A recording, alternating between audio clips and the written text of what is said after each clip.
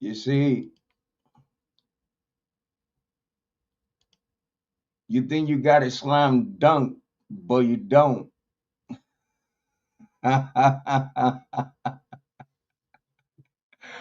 Big shout out to everyone watching the Jrod on Point. Thank you for being here. Very so much appreciate it. I always like to pick on that boy.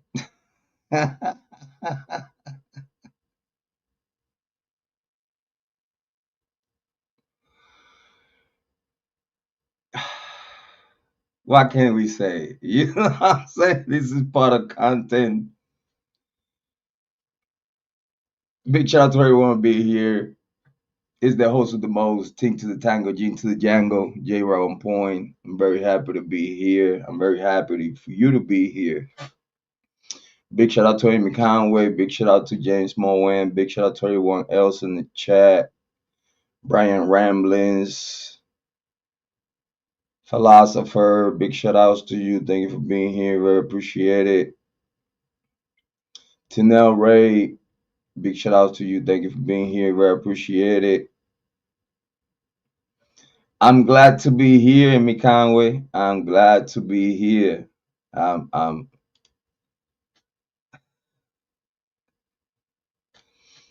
I'm super glad to be here because it hit different. Sunday morning, True Crime Church Day, and I'm your host here for the festivities. Listen, in this one you don't even have to buckle up. Listen, it's Sunday.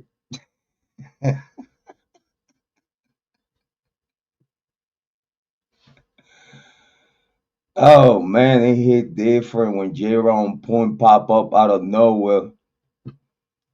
And listen, man, I'm ready when I'm ready. Listen, don't rush me. I hear your comments. I see you videos. He take too long to start. So what? So fucking what? I could make a fucking intro for of 3 days if I want to. Spend the same 11 hours and 50 minutes that YouTube allow you to have in any recording. They cut everything else. Nothing but a motherfucking intro. And you're just gonna sit there for 11 hours waiting for the big bang. And it'll never come. Listen, stop talking shit. Let me work. Let me do what I do, how I do it. That's what it makes me different. That's what it makes me being Jrod on Point. Nice to meet you.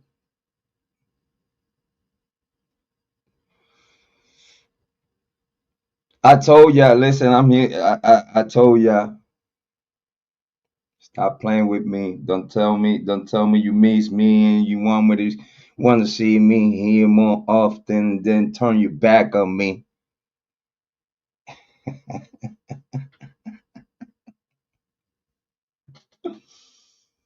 So what we talking about today? The Idaho for Bryan Kohberger case is Jrod on Point live. We will put together the title after the show. After the show, after we break it down, because you know what I'm saying, we want to get you involved. We want to get you involved. You know, we want to know how you feel, what you want to talk about. You know what I mean? And by the way, just to start today's introductory monologue, acknowledgements, as we always do. How's Amy Conway doing today? Big shout out to Amy Conway. It hit different. Big shout out to Amy Conway. Thank you so much as always for being here. Main moderator, big mayor sniper, CEO, lady CEO in the chat. She's the one that keep you with the best company, but we listen. So, how Amy Conway doing today?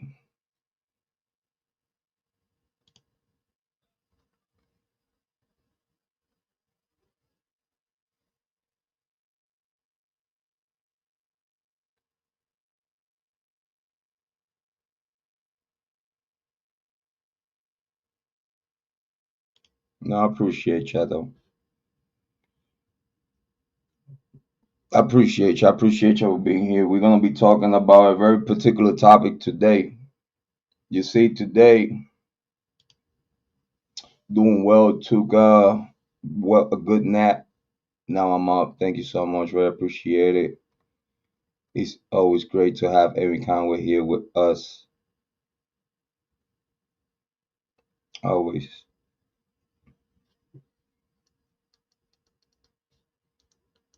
But we have a very particular topic today to talk about. Now that we know everything that we know from the court, again, whatever we know or whatever we're gonna talk about today is what he said, public documents, you know. Oh, I'm doing great. I'm doing amazing. Thank you for asking. I'm doing amazing. I'm doing great. Thank you for asking though.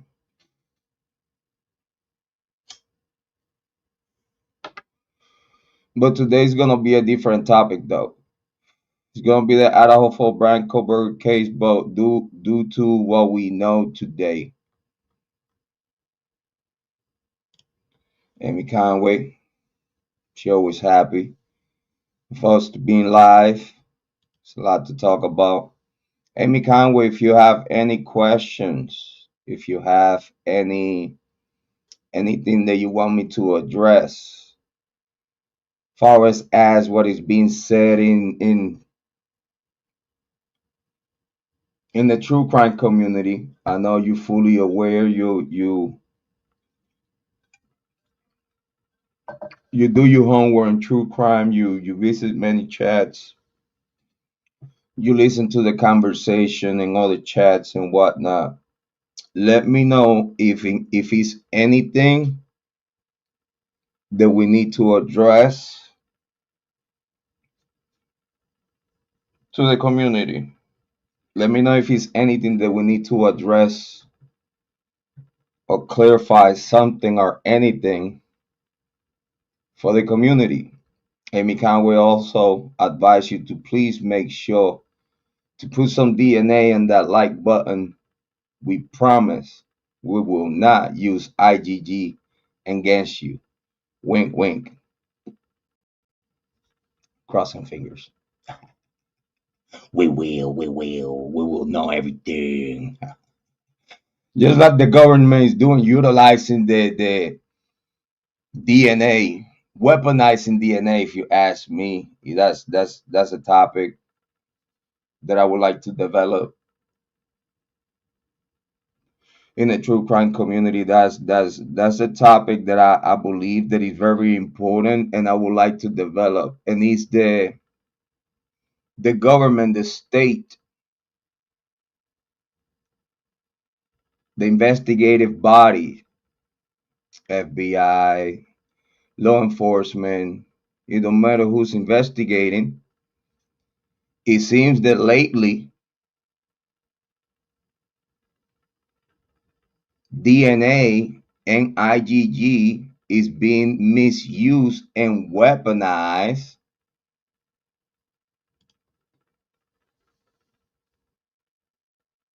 against the community,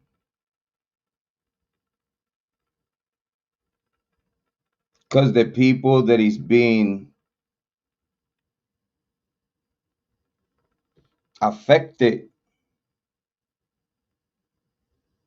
by the weaponization of IgG and DNA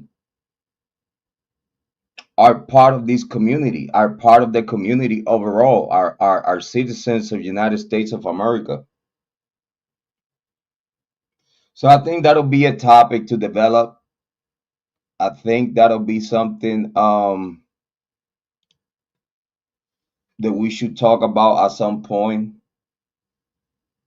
because it's a lot of due to the this is novel, is novel, is new, is it's been used for quite a few years, but um due to that they've been very careful in the way they've been using DNA and IgG just for cold cases and whatnot, right?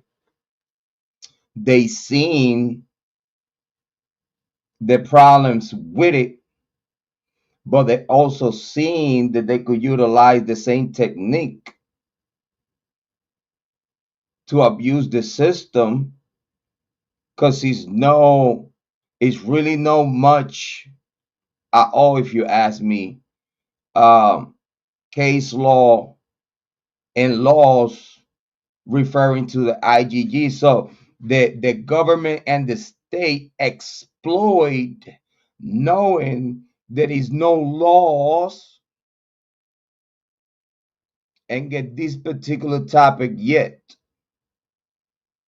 They see there is some rules and regulations that the DOJ and the State Department they established as far as the DNA, but as you could see, as we could all tell, they ignore their policies.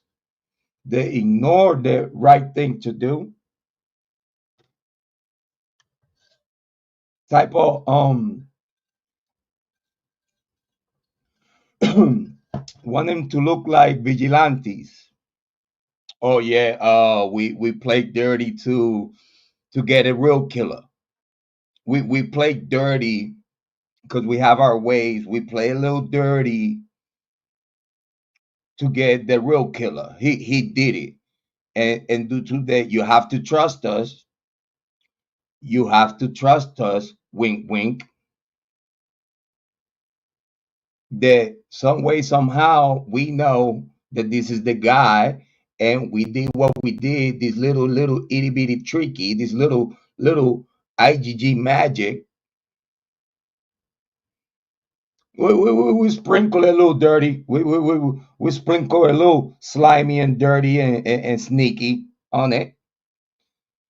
And the results was that we was all authorized to cross state lines and go to the other side of the east coast of United States of America, utilize task force from other states on behalf of our duty to kidnap with that little itty bitty tricky to kidnap the real killer, but he's not gonna be looked at as we kidnap the real killer because he's the real killer, right? We got a DNA match because we said that we had DNA that we didn't have, but just because we said that we have DNA, we could move the needle forward in court to get whatever. Give me what I need so I could do what I want, and then sneaky and illegally due to that I already know who we want because we already have this itty bitty cell phone data information. We could complement that and we could say we got it later. We could, you know what I'm saying? But the problem that everyone can see, obviously, is right there on their nose, and they don't want to call it out. Is the FBI said, and by law, for what it seems, because this is why the FBI tell Moscow PD do not utilize just the IgG situation to arrest Bryan Kohberger,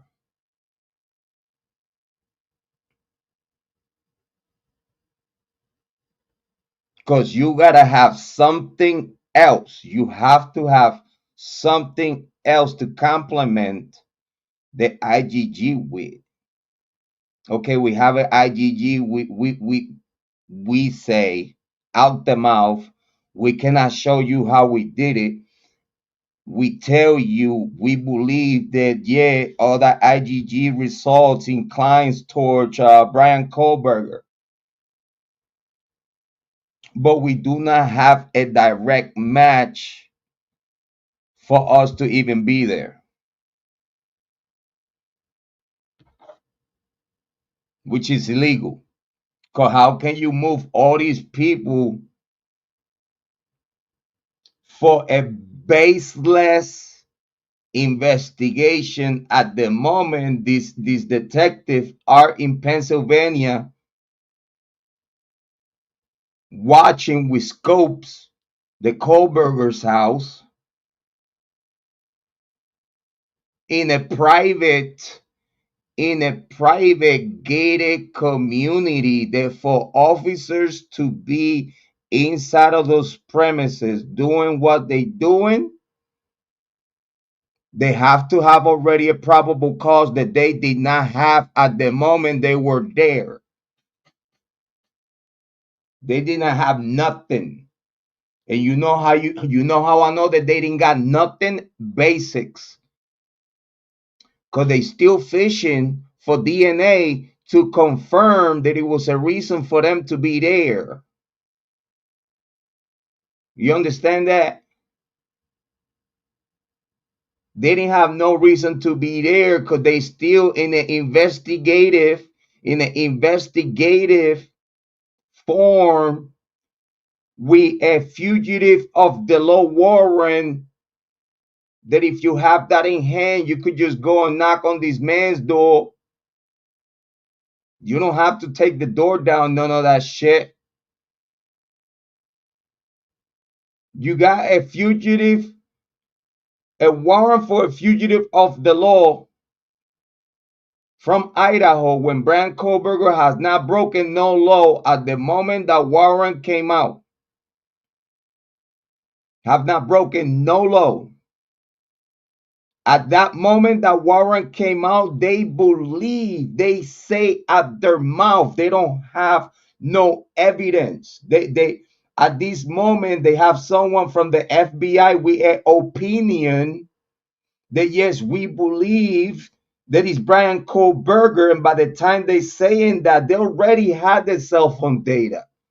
They already was focused on who they were about to work on next, because Brett Kopaka did not work. They smoke him. Rest in peace, Brett Kopaka. The Idaho 5.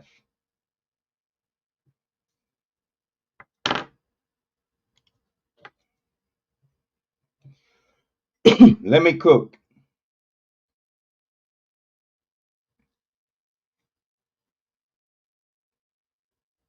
This is what happened when law enforcement get desperate. When they forced to come up with a result, and they know there's no way to come up with a result. But then now let's play dirty. We already be watching this guy. We already been watching this guy since way before he came to live over here in Pullman. So, and if Pullman is watching you, Moscow is watching you. So we already had this interaction with this fellow. So what we got? What White Helantra roaming around this time? Da da da da da da da da. White Helantra. 2000 what? 2011. All right, cool. Had what? Sunroof, tinted windows. All right, cool. Bryan Kohberger car don't have tinted windows, no have no sunroof. No trace DNA on whatnot. But the cops have a white Helantra. It's 90 plus white Helantras with permits to park at the University of Idaho. They are peers, ex-boyfriends, boyfriends, friends, haters, anyone you could think of, right? Close to the victims. That has white Helantras or a white vehicle. That it could look like a white Helantra, if you ask me.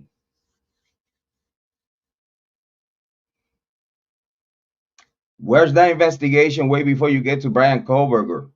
How you clear all those white Helantras from the University of Idaho? How you cleared the students of the University of Idaho when you did not investigate it to clear no one? You was unable to investigate these youngins because someone stepped on your feet Scott Green step on your feet and told you you are not going to look up on our children. We are the victims. Don't you forget that. Us, the University of Idaho, me, Scott Green, I'm the victim. You billionaire ass, you're a fucking victim, right?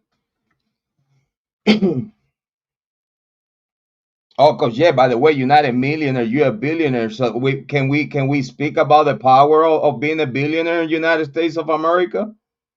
No, I'm gonna leave that. I'm gonna leave that for all the live stream, because it's gonna take long talking about that. But having a billionaire in a position of power as Scott Green, he's in a position of power to literally tell Moscow PD what to do, tell the FBI what to do. All under control of the Greek power, all under control of the Greek community, all under control of the oath, the promise, the blood promise, and the oath, and the loyalty that all these all these people, all this investigative body like Moscow PD and the FBI, they all are members to it. There's no way around it. This is public information. They cannot say, "Oh, how he got to know that." No, this is public information. Do your homework. Every single person that investigated this case owns a loyalty to the University of Idaho fraternities and sororities Greek life community, overseas and supervised by the Greek Council.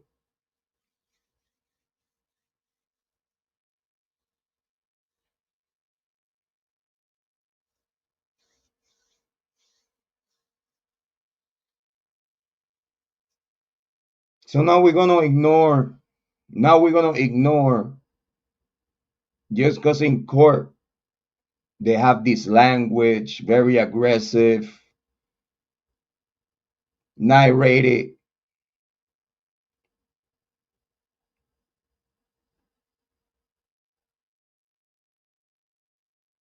data put together to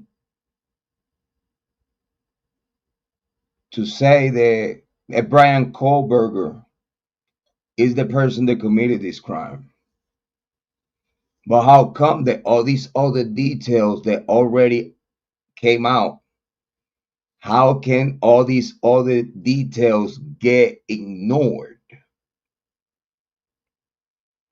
How can things that you see on a video that are right there, like how can you see things on a video that you see with your own eyes, even if you need glasses, but the video is such a high quality that you know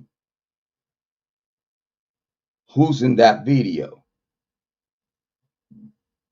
It's such a high quality that the mother of one of the victims recognized her own daughter. And it's right there in front of everyone to see. I seen it. Amy Conway seen it. Joanne seen it. I seen it. Kaylee seen it. Cindy seen it. Todd Petit seen it. We all agree with it. And if you ask me, it don't matter. None of us agreement, but the agreement with the mother of the victim that she said, yes, what you're seeing in this footage is correct.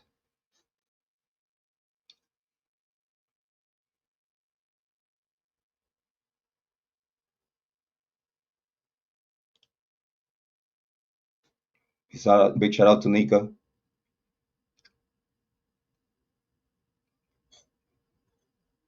How can all those details can be ignored? How can a true crime community has played themselves? How can a true crime community has gotten to the point that they have played themselves to watch footage for hours of a Linda Lane, that don't have nothing but headlights, and a whole bunch of weird people saying that they hear noises. They believe, okay, because noises from the house,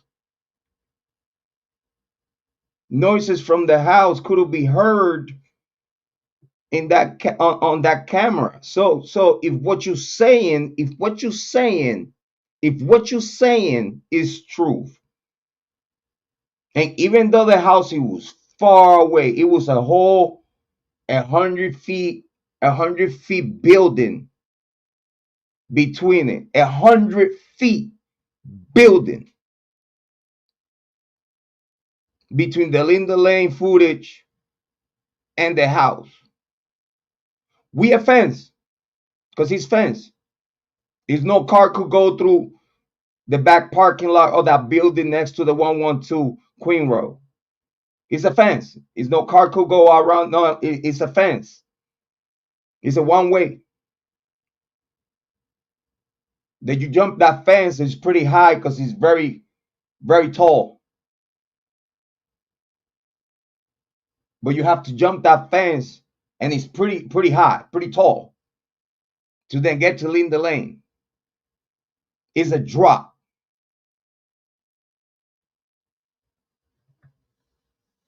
So if what you say is truth, right? We're gonna go with what you say, that you could hear things.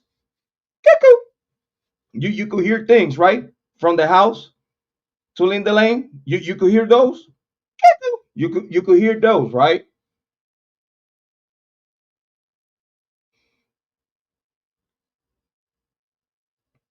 So yeah, the same idiots.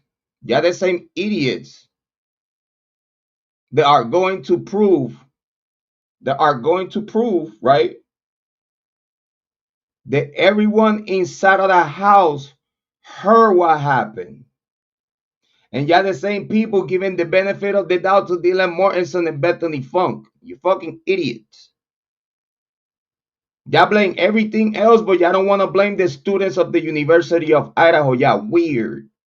But y'all say that y'all here, because y'all cannot even identify a white Elantra. Y'all see headlights. Yeah, a white car. So what? That don't mean nothing. Headlights in a white car. So what? You cannot say that that's a white Elantra. That could be any white car. Any white car with the same size. That could be any car. But y'all wanna say, oh yeah, that's the white Elantra that's around the timing of the Kiely. Shut the fuck up. Why won't you go and watch novelas and with the soap operas and shit? You have better luck watching novelas and pinpointing what's gonna happen next on the novela than you motherfucking try to say anything about the Idaho 4. Yeah, weird as fuck. Then y'all say like, oh yeah, this is leaked footage. This is leaked footage that the prosecution is gonna use in court. Alright, you crazy cuckoo. If that was leaked, it couldn't be used anyway. It would be an issue in court. The evidence got leaked out to the community during the beginning of a gag order. Yeah, fucking weird. If the Linda Lane, I've been telling you this one since the Linda Lane shit came out. If the Linda Lane, it was any relevant and it came out of anything the prosecution was about to have, and it was a leak because it came out after the gag order, in case y'all forgot. If it was any relevant for this case with that gag order, it would not come out.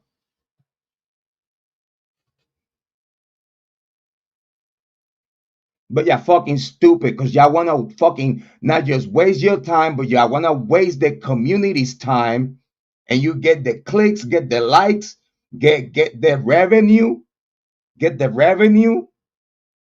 of 30,000 plus views and shit. If that was that, out of a motherfucking lie. And everyone ate that lie. Like people been watching the Linda Lane more than the grub truck. Actually, in the grub truck, you got something to see that everybody ignore because they fucking blind, senile. They blind. They just literally narrative blind. If Moscow PD identify Kaylee and Maddie with that same footage, how in the heck they didn't identify these other victims in that footage? How can you use that to pinpoint Kaylee and Maddie, but the other two victims were right there and you don't see them? Because that right there, it would go against the timeline that you wanted to use away from the real killers. It was premeditated. It was already planning so right after it happened. The cops did not have the good heart, did not have the spirit, the good heart to knowing how dirty this killing was, knowing who committed the crimes, that you know who did it, because the university telling you, do not investigate, are vandals.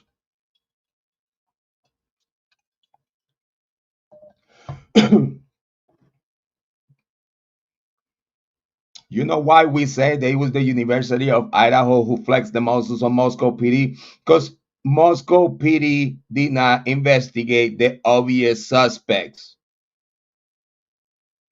You could ask any question. After you get the answer, you have to keep investigating to see if those answers that they give you are correct. You did not do that. You took what they told you on face value and kept on going. Why? Because you knew you couldn't do nothing. And the only way Moscow PD would have got intimidated to not investigate the real killers was the University of Idaho. Could tell me where around United States a real PD will bow down to a university. I'm gonna tell you right now, APD here in Alliance, they don't play. They do not play.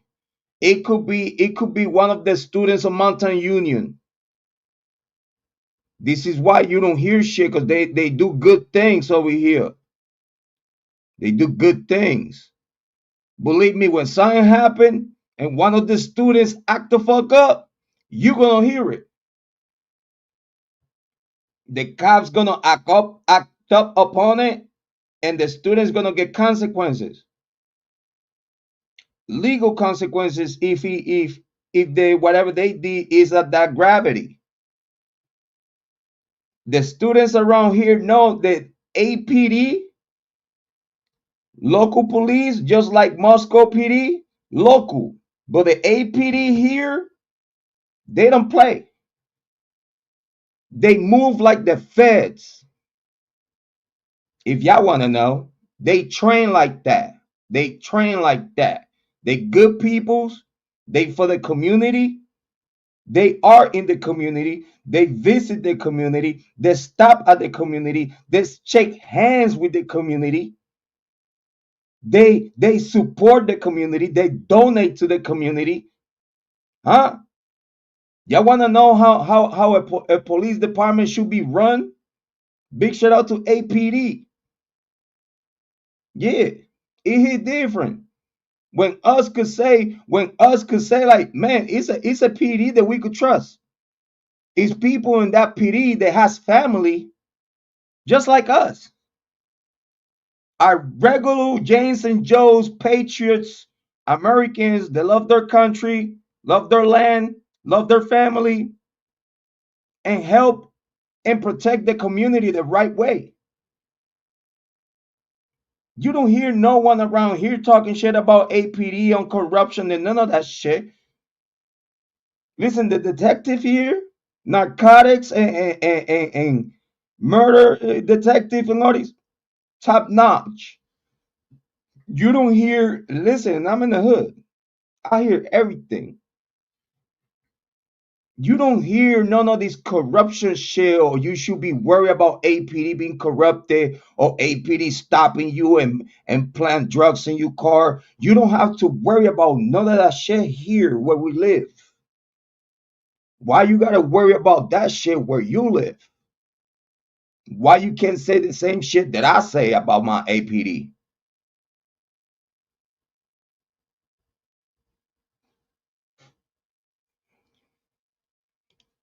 Because it should be like that everywhere in the United States of America. You should be able to trust your local police department. You should be able to trust the sheriff.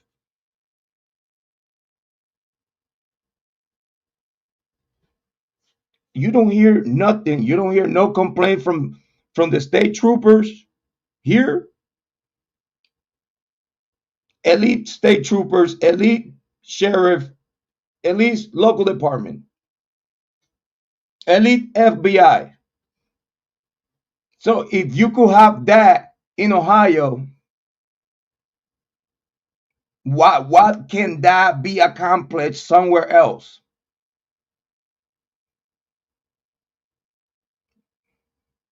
I got my own runs with the law, and me and APD, we good.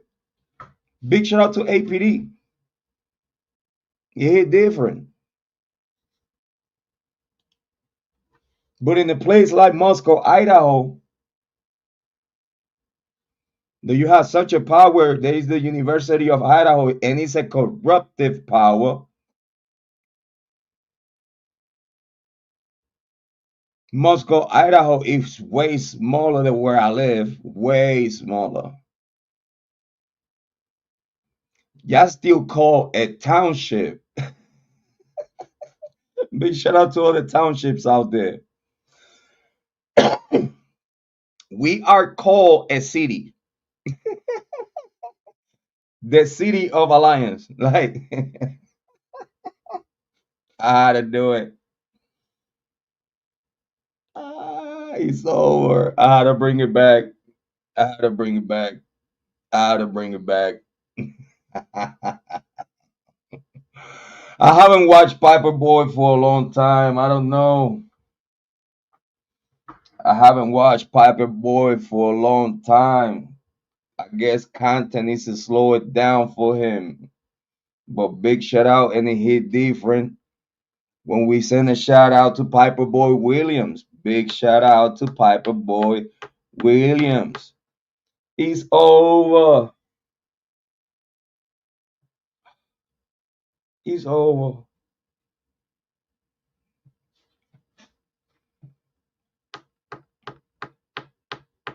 I know that Moscow, Idaho is a itty bitty township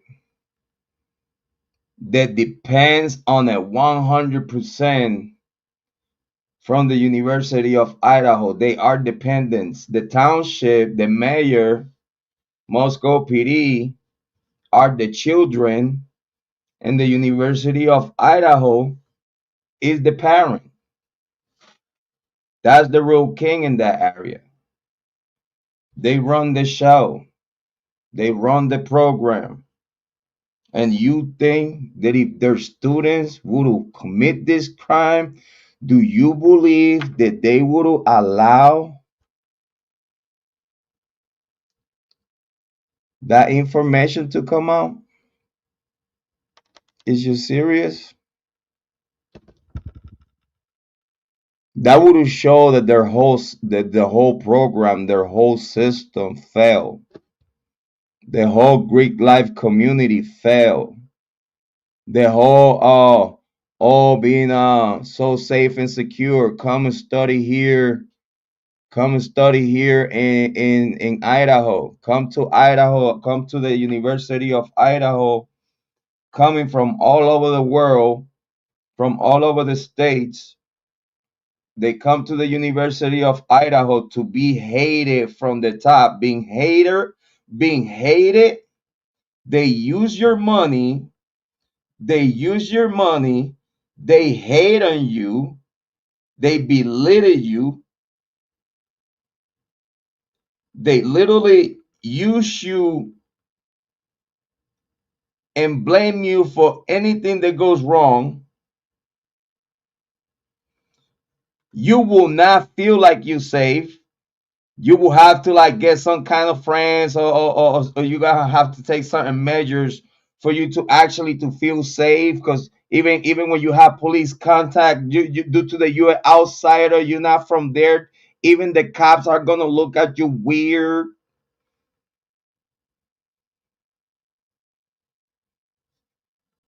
I'm not saying nothing that is not public information out there. And this is all about the University of Idaho. And the people that don't believe that Scott Green and the University of Idaho don't have the power to make Moscow PD submit to their will, you have another thing coming. Oh, yeah. Oh, you have another thing coming. Because if you don't believe that, whenever that other thing coming, oh, you fucked. You fucked. Because then, if you can't believe the Moscow PD and FBI, because Moscow PD are the pawns. The FBI are the ones that are listening to the orders from above and enforcing and submitting Moscow PD. They don't have to be submitted that bad because they willing, they willing and able to submit to the University of Idaho. They have a vandal flag at the headquarters. What are you talking about? All these people inside of that headquarters, they all fraternities and sorority members. All has to do with the state and the Greek life. All. And these are the same people we gotta trust that they're gonna do right by victims. They are their own victims, and then now the gravity of them being victims, like for them, it's not that great. Well, this is our own members from our own community. No one but us is gonna be more hurt than anyone, but we not hurt. Because then now we're gonna utilize this situation to commit another crime, to commit many crimes. Okay, our students committed this crime. We knew about that in the first hour. Are y'all listening? Is y'all paying attention? I'm gonna get to the chat. I'm gonna get to the chat.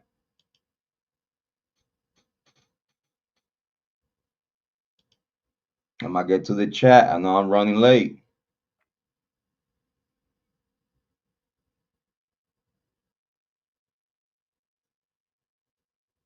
They knew who committed this crime the first hour. That's why it took 8 hours to even report it.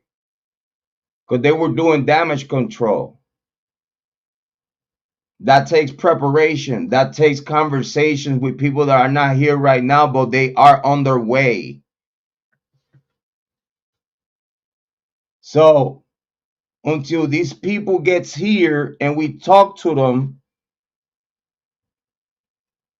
we're gonna do these certain things inside of the house because this is what we're gonna do.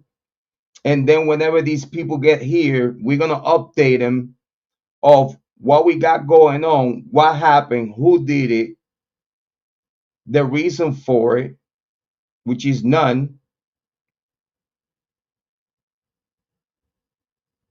And this is how we're gonna do damage control because you know this shit cannot. You know we don't need this shit right now, right? You know how many millions of dollars we're gonna lose just because these knuckleheads wanted to do, these fucking idiots wanted to do this. But guess what? It's not about them. It's about us. Everybody understand? Okay. This is why it took 8 hours to even report it. Because they were already planning what type of script they were about to follow. Everybody knew. Everyone was fully aware of what was going on, and everyone and anyone knew that this was about to get covered up, and everybody needed to act accordingly. It don't matter what comes out of my mouth, you're gonna follow.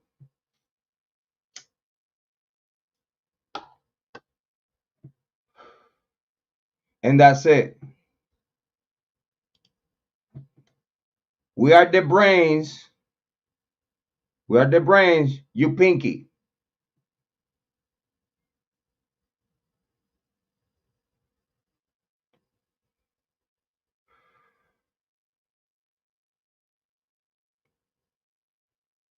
Everyone knew. What makes you think again? Mentioning the Chapins, mentioning the Chapins. What makes you think? What makes you think? What makes you think? What makes you think that Ethan's brother and sister? What makes you think that Ethan's brother and sister did not went inside the house? What makes you think that Ethan's brother and sister did not went inside? What makes you think that the twins, now twins, early triplets? What makes you think? What makes you think? What makes you think that Ethan's brother and sister did not went inside the house way before cops got called? What make you think that? What make you think that the Chapins did not knew what happened way before the cops did, and they just did nothing?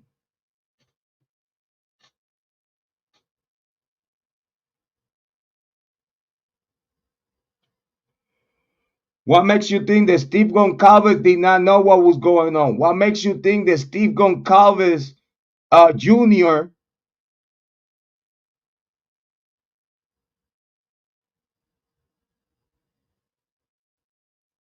Am I getting too close? Olivia Goncalves, what makes you think that? What makes you think that they did not know what was going on before the cops, and no one called the cops? They waited, everyone waited for the University of Idaho. Everyone waiting, everybody, friend, foe, parent, sister, whoever the fuck knew what was going on inside of the house need to get arrested because they did not report it what happened inside the house.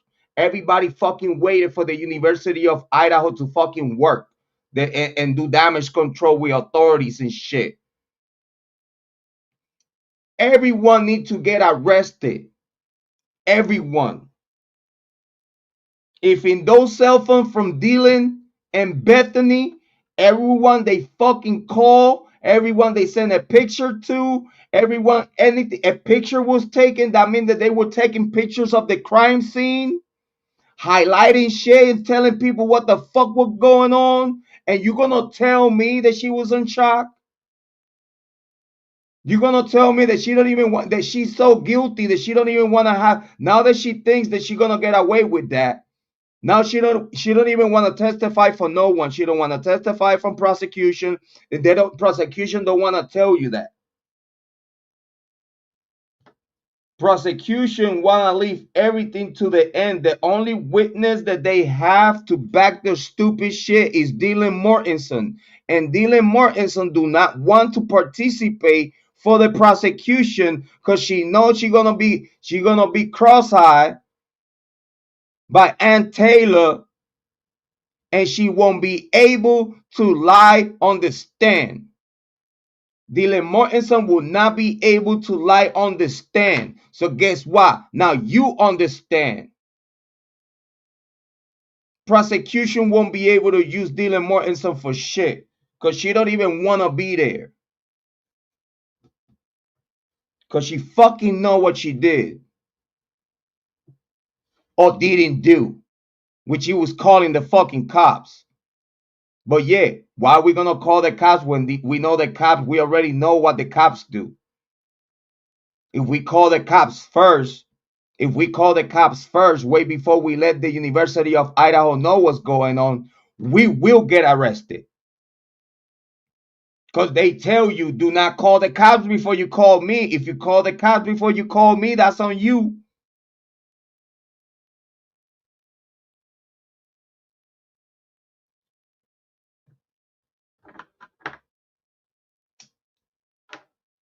The state, the state is so evil, so diabolical that they think that they could use the 911 call for anything.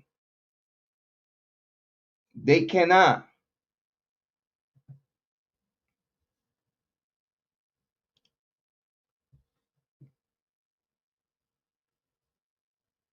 If they call Moscow PD before they call the right people, they will get arrested, and this whole case would go a whole different way.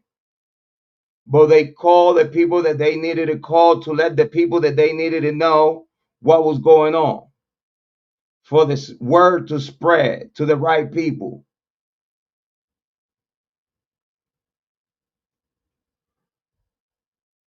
All these people that knew what happened inside that home before the cops did need to get arrested. Anyone and everyone that is testifiable that it was inside of the house. I don't care if it was Ethan, brother and sister. I don't care who the fuck it was. It could have been Scott Green. It could have been Brett Payne. It could have been Bill Thompson way before the shit was reported. If it's in any motherfucking human acknowledgement that it could be brought to the court, that it will certify and testify that this one on the third and all these other people was inside of the house, and that's why some type of cleaning was made. That's why some cleaning was made, because all these people was inside of the house. And that's why some type of cleaning was made, was done in that floor between rooms, because they needed to use black light to find a bloody shoe print of blood consistent with the crime scene. They needed to use fucking black light to find it. So that means that those fucking floors between rooms somehow got cleaned up.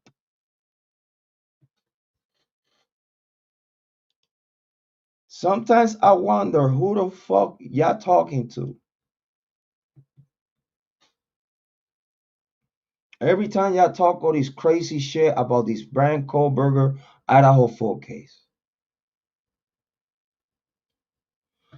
When you talk about all these other shit that it gets you thousands and thousands of views, meanwhile you put together a gumbo that's not good for nothing.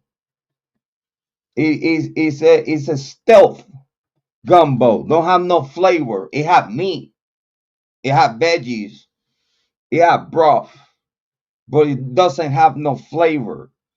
Yeah, you get all those views, but everything you saying is literally distracting the true crime community from knowing the truth.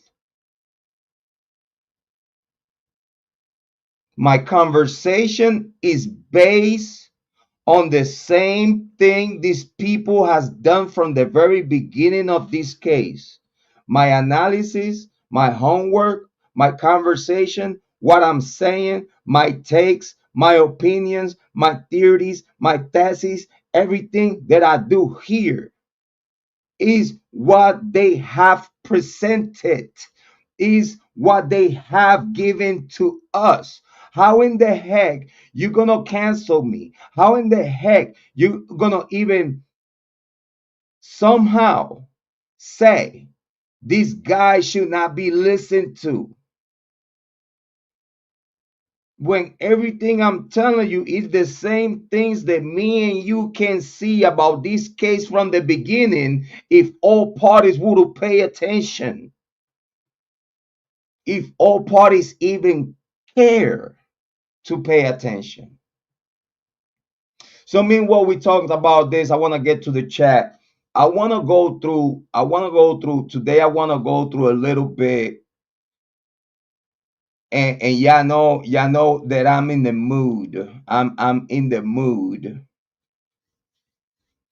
to go back in time. Again, it's good to, now that we know what we know, okay? Now that he's confirmed in court a lot of things, not just that Bryan Kohberger is not a psychopath, not that Bryan Kohberger don't have no mental psychotic issue. He has a deficiency. It's a motor deficiency. It's a motor. I mean, motor is performance deficiency. He has a performance deficiency. Okay, but that don't mean that he's slow, because that's why he been doing good in college. That's why he been taking good decisions after a very rocky beginning on his teen years, when he was a teen, a youngin.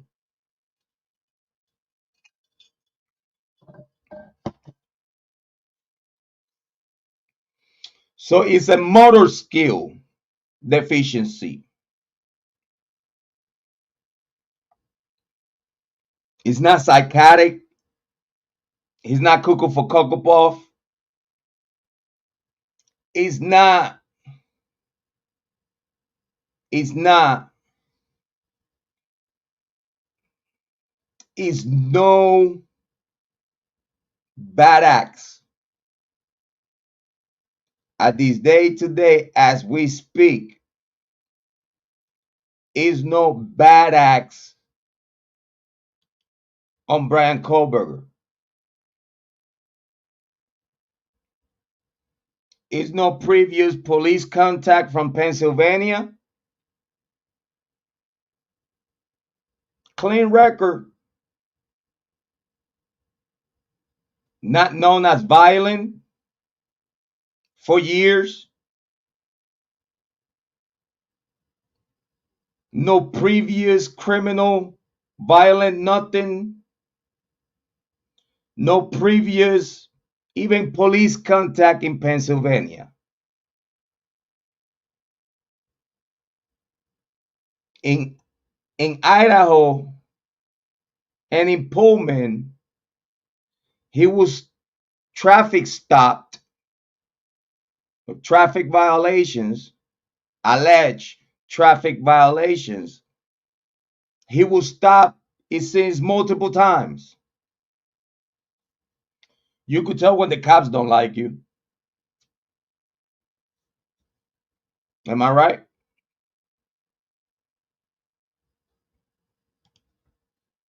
I appreciate you, Amy Conway. Thank you so much. Big shout out to Cindy Abbott. Thank you for being here. Very appreciated. Big shout out to the philosopher. Big shout out to Wayne. Thank you for being here. Very appreciate it. Thank you so much for everyone in the chat having a great conversation between each other. I will select your comments. Make sure you warm up the chat. Make sure you give your opinion. Make sure that you utilize the chat the best way possible. Okay. Thank you so much for everyone that is here, everyone that waited 24 hours to be on the chat. Thank you so much. Very appreciated. I promise you it's gonna be worth it. We got Amy Conway in the chat, the best in the business of moderation, and she will make sure that you have a great time while you're here. Okay.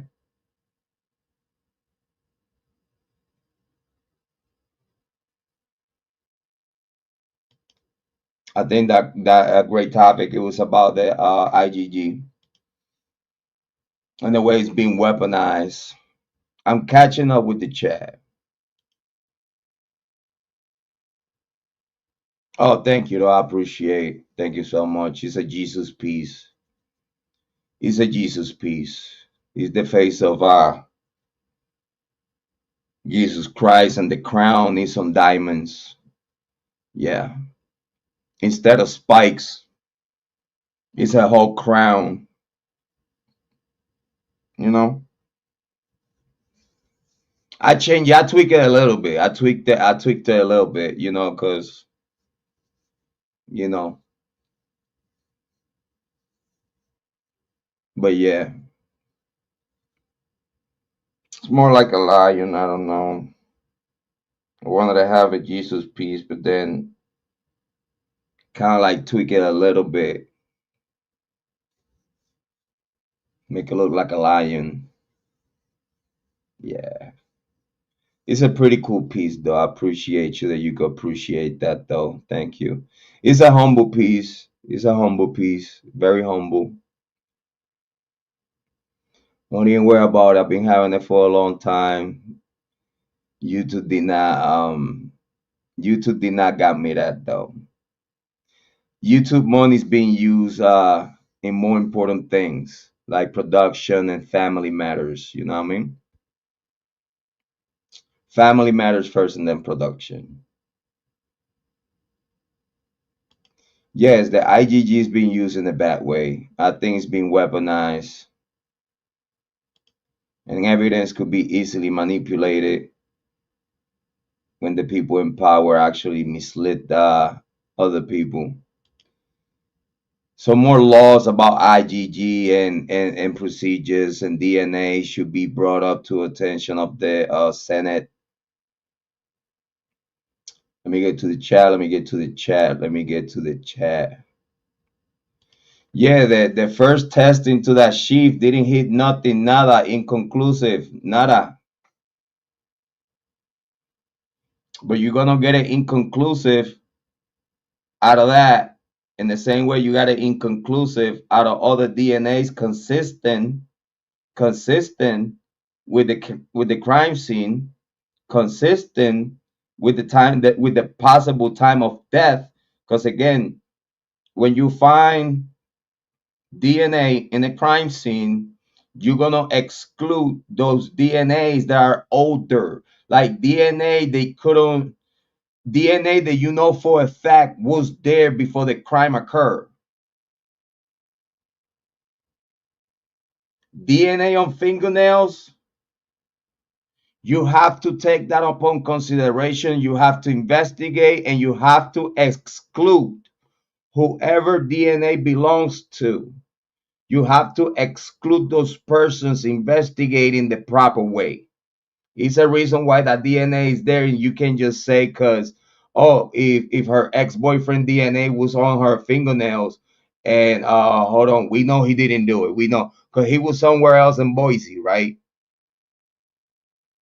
That's what he said.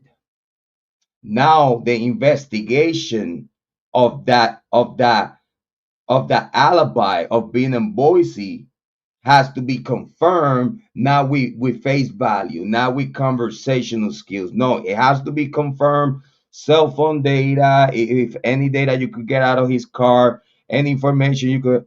Oh yeah, it's gonna be even family members. They're gonna tell you, yeah, he was here.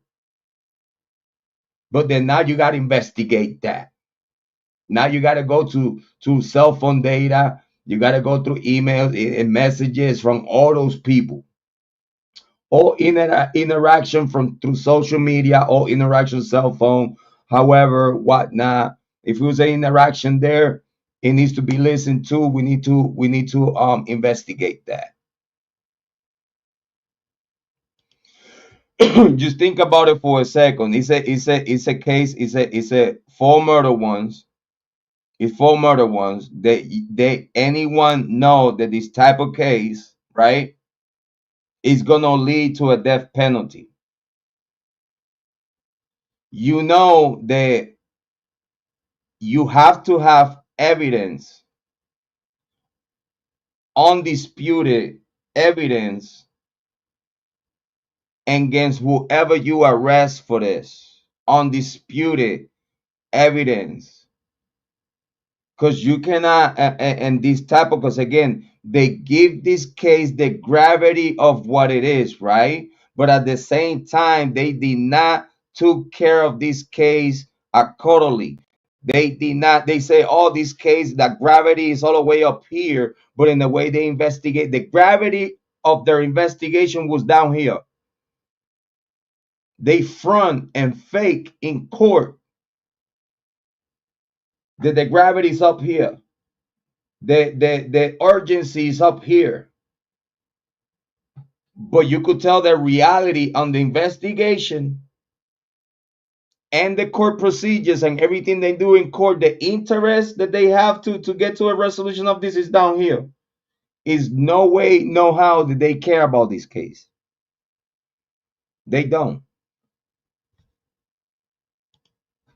The Idaho lab didn't find nothing. So how, if it didn't find nothing on the sheath, inconclusive on all DNAs, how in the heck you focus on Bryan Kohberger and ignore the rest of the DNAs under the nails of Maddie? So of course it was some kind of struggle.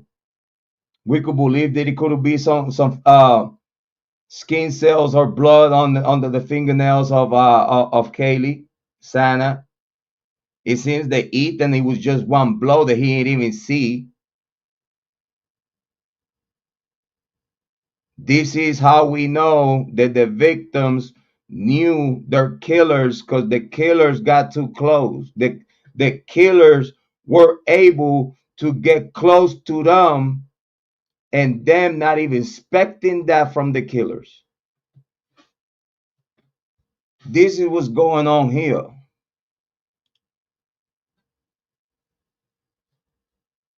This is the only reason, the only way is that the why this is happening.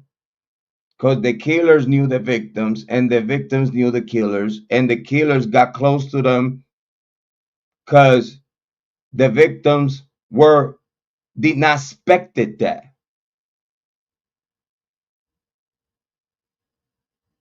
It's like someone wants to kill you, but they don't act like. It's not even no smoke with these people. By the time you get killed is when you found out that these people always hated you and that these particular people was planning this all along, and a lot of people knew, but you was the only one that did not know. The one that he was about to get killed. Everyone inside of the house knew what was about to happen but you. Ain't that some bullshit? Your friends, ex-boyfriend, boyfriend, their friends, they're acting like they super cool with you.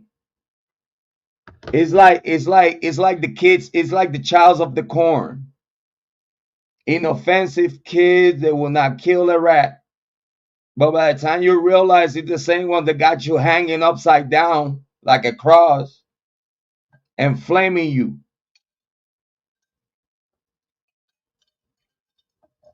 Just like the childs of the corn. You don't see it coming until you actually get murdered by them. That's the worst kind. That's the worst kind. That's the people that, again, other people will not believe that they were able and capable to do something like that, because they never show no signals of it. Normal people, acting normal. But people don't know that they belong to a very particular clan. And now it's not the KKK. But they belong to a very particular clan within the Greek community.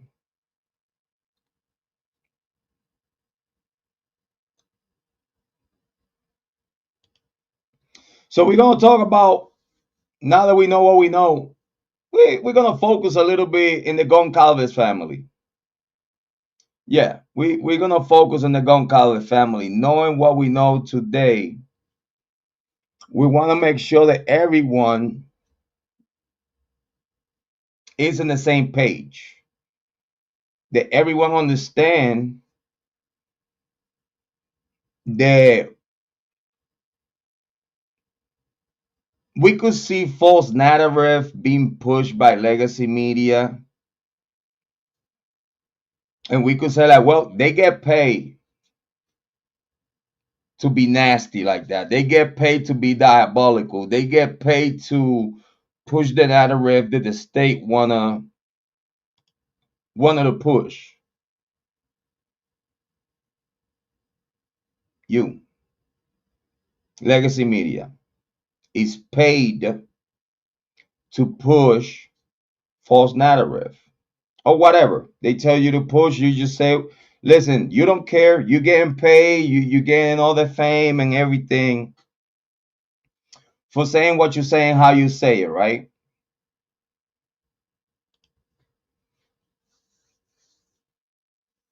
You rehearsal what you're gonna say, how you gonna say it. You got the script already and whatnot. That's why y'all cannot adjust to the fresher news. Y'all always gotta look like y'all running behind in the information. Y'all cannot put something together with the updated information. You gotta keep going back to the state narrative and make it look like it's like anything and everything that you heard in court, you heard it backwards. Whatever was against the prosecution is against the defense team, and vice versa. And not even that. Oh, it's all bad for the defense team. All the defense team looking bad. The defense team not organized. The defense team this and that, right? All right, cool. The defense team is being nothing but reacting to whatever they've been getting from the prosecution. Nothing. No cooperation, no good faith, no well, you as a prosecutor, for you to have those statements and for you to be so sure and on my client's guilt, where's the evidence? Where is the evidence that it would have me double thinking this whole situation? Where is the discovery that it will make me feel like, you know what, I have to stop everything that I got going on right now, because then now I got to think about saving the life of my client. Now, with this particular information, instead of me thinking about taking it to trial and fight and waste my time, yeah, I'm going to get paid, but I'm going to waste my time and I'm going to look bad at the end. I will lose this case. Where is the information that will make me feel like that? Where is the information that will make Ann Taylor feel like she have to take precautions and make sure that the decisions that she takes, it could be a possible plea agreement to save this man's life? Where is the proof from the prosecution that will make Ann Taylor feel like, let's stop what we're doing right now? We ain't fighting this shit. This motherfucker did it, and I don't care what he say.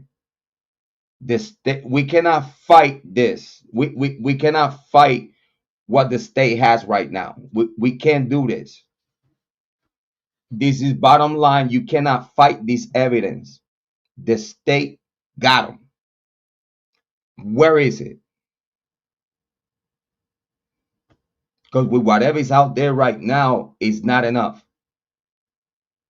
I don't care how many monkeys they put in front of it. It's not enough. It's not enough. Not enough. So let's talk about, let's go back. Let's go back in time. Do y'all want to go back in time? Huh? Do y'all want to go back in time? I want to check. I want to check.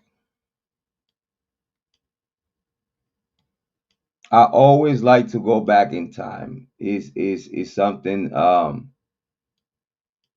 very important for me in the case.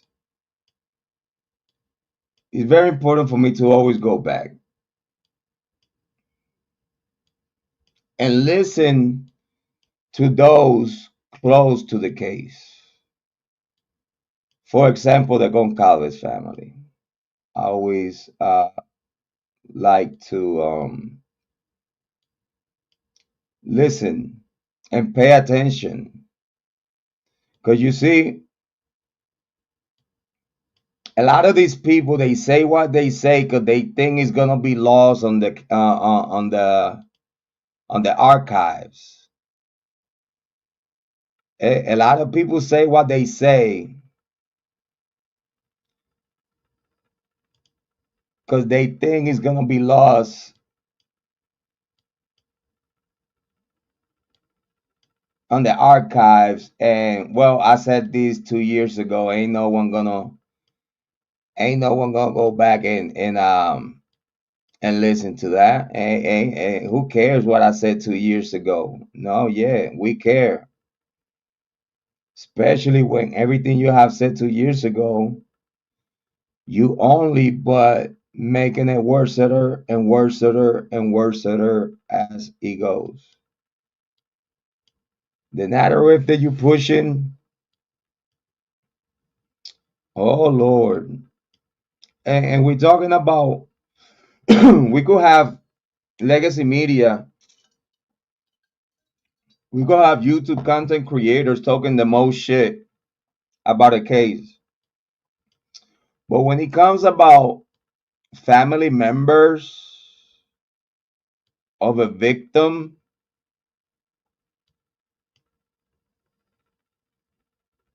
making some kind of comments, inflammatory comments, acting like, oh yeah, we got lawyers, we got lawyers, and we got a lawyer, and we got private investigators. So fucking what you saying with that? What you saying with that? Like in reality,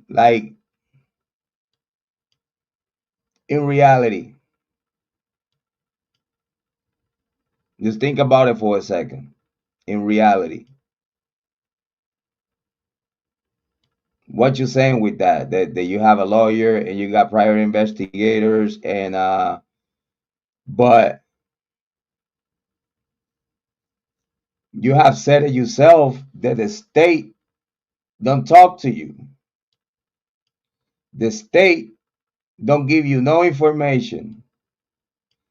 So what you telling us that everything that you say out your mouth is whatever you have gathered through your investigators and your lawyer. Do that make sense to you in the chat? If apparently the state is not talking to you, because again, the state recognized they did not investigate the Goncalves, they did not investigate Olivia, they did not investigate Junior, they did not investigate no one.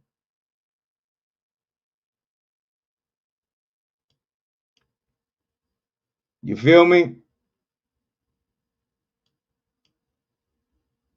Due to the state knows that they have not investigated the family, they have not investigated the friends, they have not investigated Jack Decor, have not investigated Jake. No one, Joe Jackson Walker, Adam, no one got investigated. The family members did not got investigated. So this is why the state cannot talk to no one, because you don't know if they are future suspects.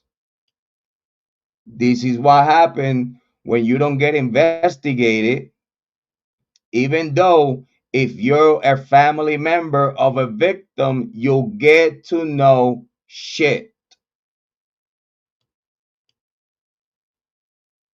You get to know shit from the state. You get to know nada. They just not gonna talk to you. This is why Steve Goncalves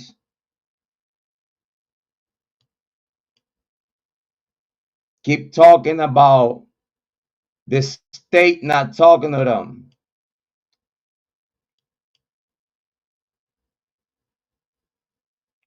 Why they gonna talk to you when you could become a possible suspect far as hiding information and possible evidence? Knowing about a crime, or just knowing about the details of a crime and hiding those details is enough to get prosecuted. I repeat, knowing about the details of a crime and not passing that information along to officers, the investigative body,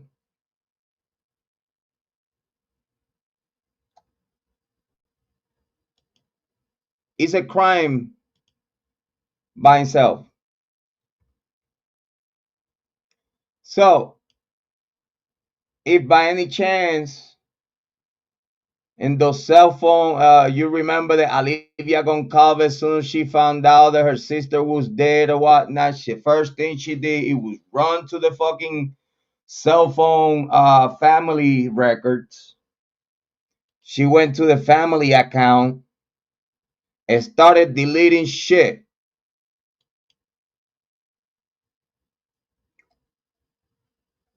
Cause you're not a private investigator. You ain't nobody. You ain't nobody. Why you gonna go to your sister to your deceased sister's account that at the moment of her announcement of being dead, everything and anything that belongs to her account, everything and anything else cannot be touched. Because then now you possibly tampering with evidence, Olivia Goncalves. How we know that you did not tamper with any type of information in Kylie and Kaylee's account, family account? How do we know? How do we know the evidence was not concealed by deletion? How do we know that? How do we know? I'm gonna tell you like this. Where the text between Jack Decor and Kaylee Goncalves went.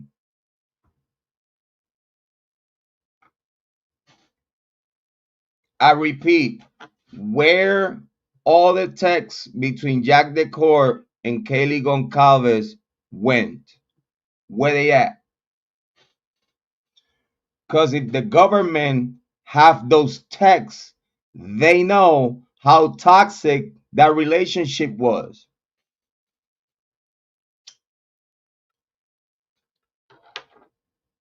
If they get to those texts, they might catch Jack Decor insinuating certain things they wouldn't make him look good at all.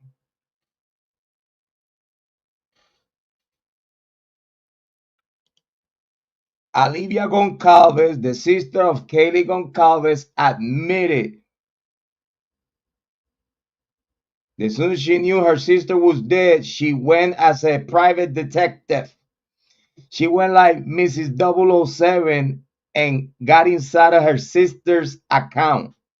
She admitted that shit.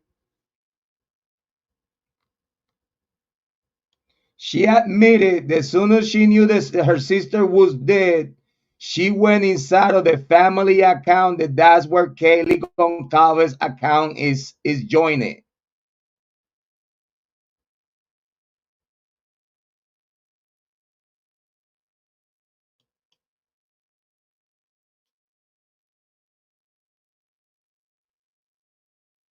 The Moscow PD of the FBI investigated what the imprint and the trace of whatever it was done by Olivia Goncalves in that account. Because you know the FBI could trace what was done at that moment that Olivia Goncalves was on her sister's account. You know the FBI got the technology to see what she was doing and why she was doing it, right? Where is it? Where is it? Why we don't have none of that? Why we don't have none of that? Why how come that they excluded Jack DeCourt without no type of investigation? Where is the investigation? It's none. Because if they would have an investigation, they would have matched the DNA, the extracurricular DNA inside of the house. They would have matched it probably, I don't know. They would have matched it to one of the ex-boyfriend and the boyfriend with his friends. And then now you have to match that. How the fuck we have a Bryan Kohberger DNA here?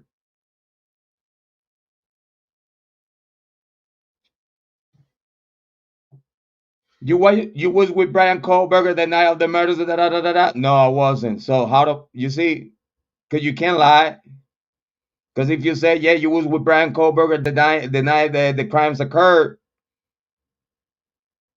then either cell phone data or something has to show proof of that. And for what we know at this day today, whatever time of death that they have going on, which is none, the 7 minute window put Bryan Kohberger outside of Idaho.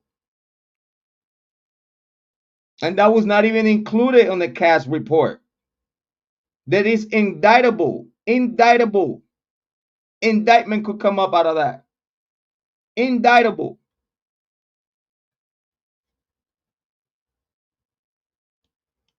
But we're gonna see here, you're not gonna talk about the possible suspects.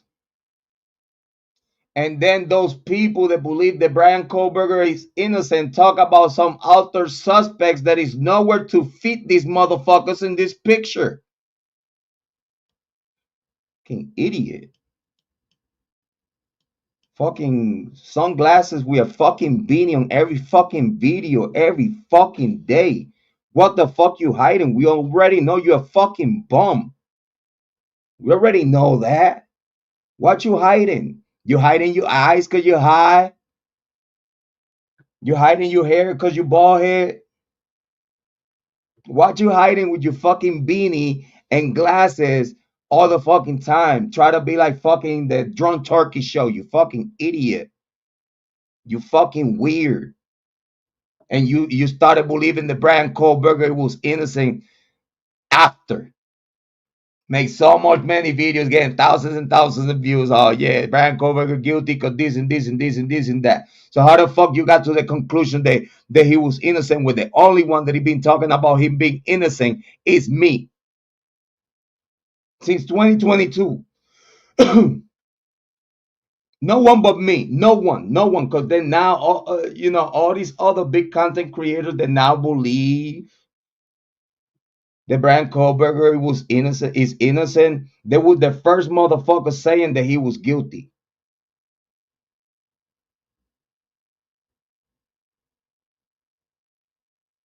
And then now we're just gonna give him a pat on the back. I mean, welcome to reality.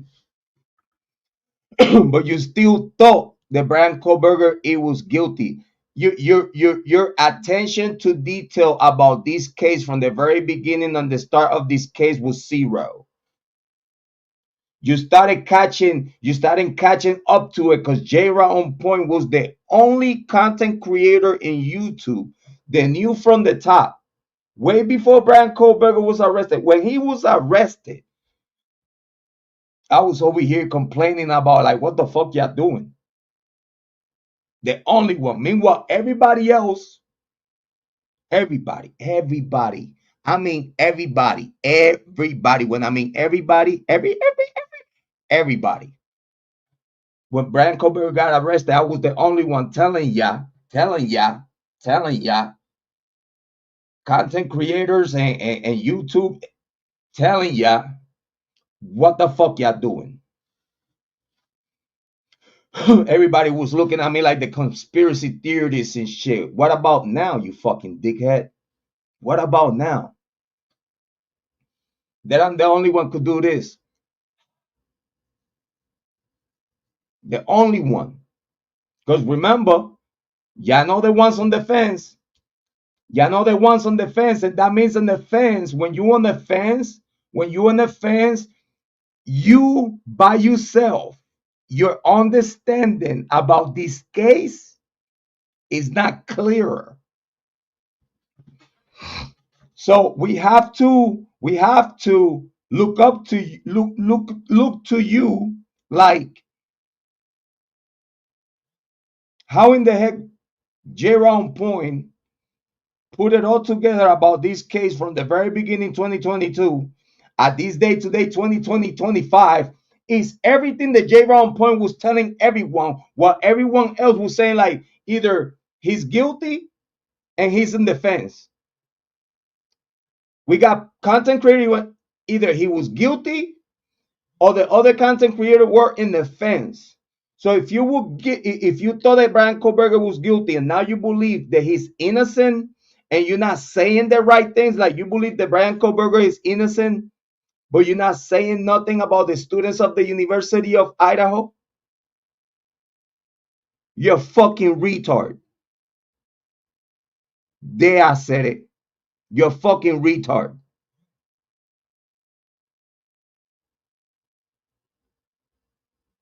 Because we have all these other clowns. Oh yeah, Bryan Kohberger is innocent. So who's the killer? Who's the killers? Who's the killers? Oh yeah, we got the Area Nation. Good option. We got Area Nation around the area. You know, the Area Knights. We got fentanyl. We got fentanyl. Big drug buzz of fentanyl everywhere. Da da da da da. We got drugs. They probably was owning drug money to someone. Some people were saying that Steve Goncalves was part of that drug ring that he caused the life of his own daughter. You know how crazy people go? Y'all want to talk shit about me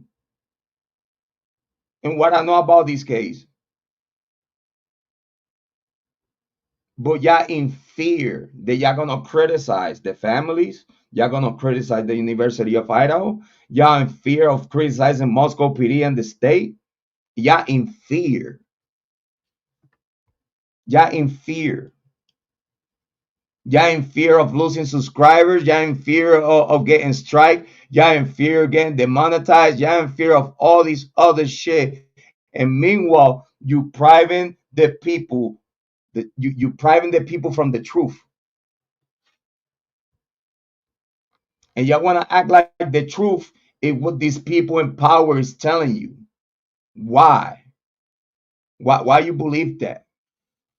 When the information they providing to you don't fit. Has not fit since the beginning.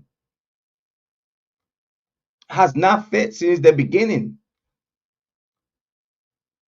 That's why I put in question the majority of y'all true crime content creators. I put y'all in question, because how in the heck you're gonna believe that Bryan Kohberger is innocent and you're not gonna point at the students of the University of Idaho?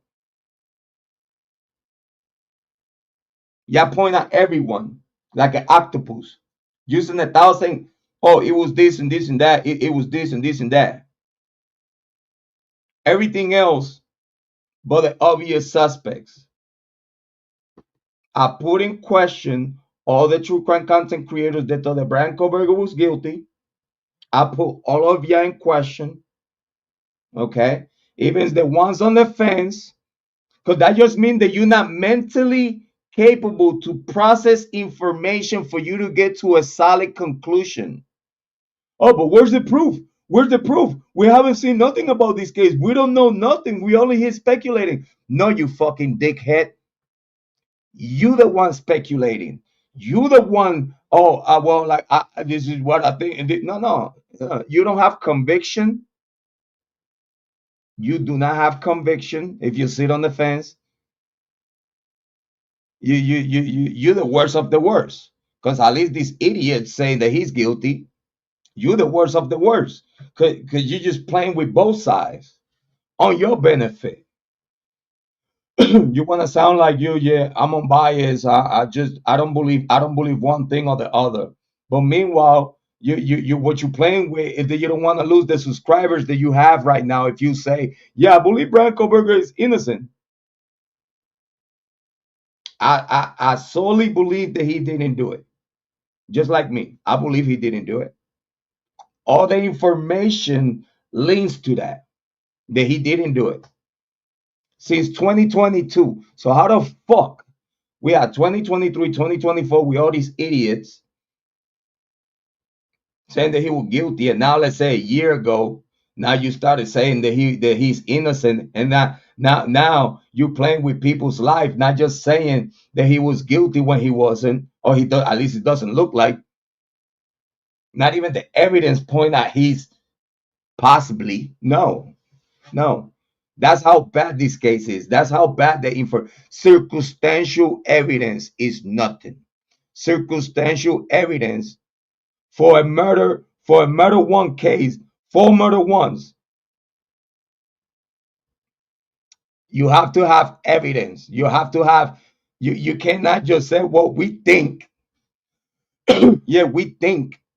We think I think it was him. I think it could be him. You cannot go to court. You cannot go to court saying like, well, oh, we thought that it was him. You cannot go to court and say that you thought it was him because this and that. What are you talking about?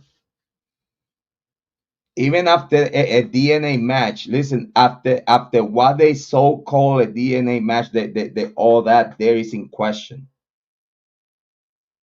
Okay. You know what's the worst part of everything?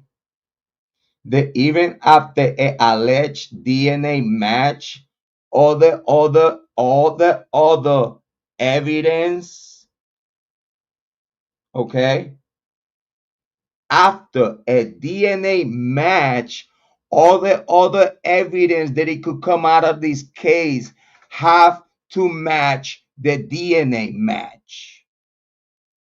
You cannot have a DNA match, a positive DNA match, but then nothing else. I mean, nothing else says, nothing else says that Bryan Kohberger was inside of the house at some point. Because the sheath with his touch DNA or transferred DNA was there. When it was inconclusive and all these other, then no DNA and all that. They do magic, I guess, with the DNA and stuff. They do magic. You know what I'm saying?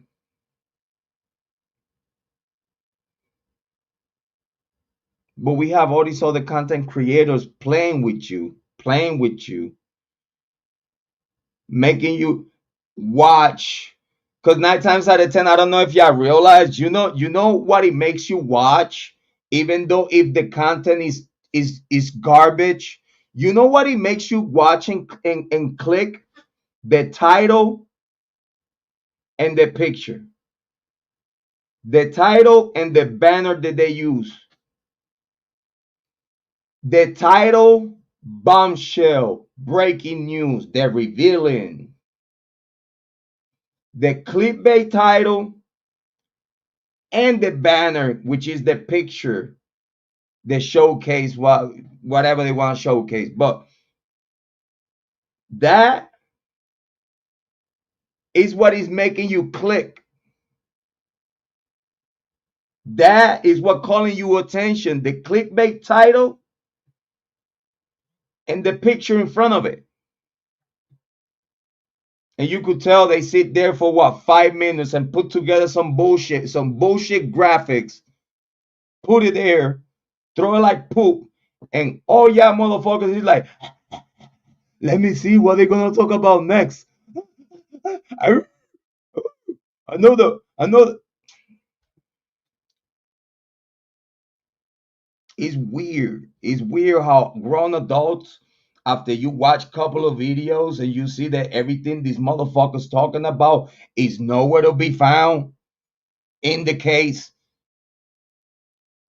even the court with the papers that comes out of the court, everything that comes out in court, not even that force these people to either shut the fuck up or you have to admit you was wrong.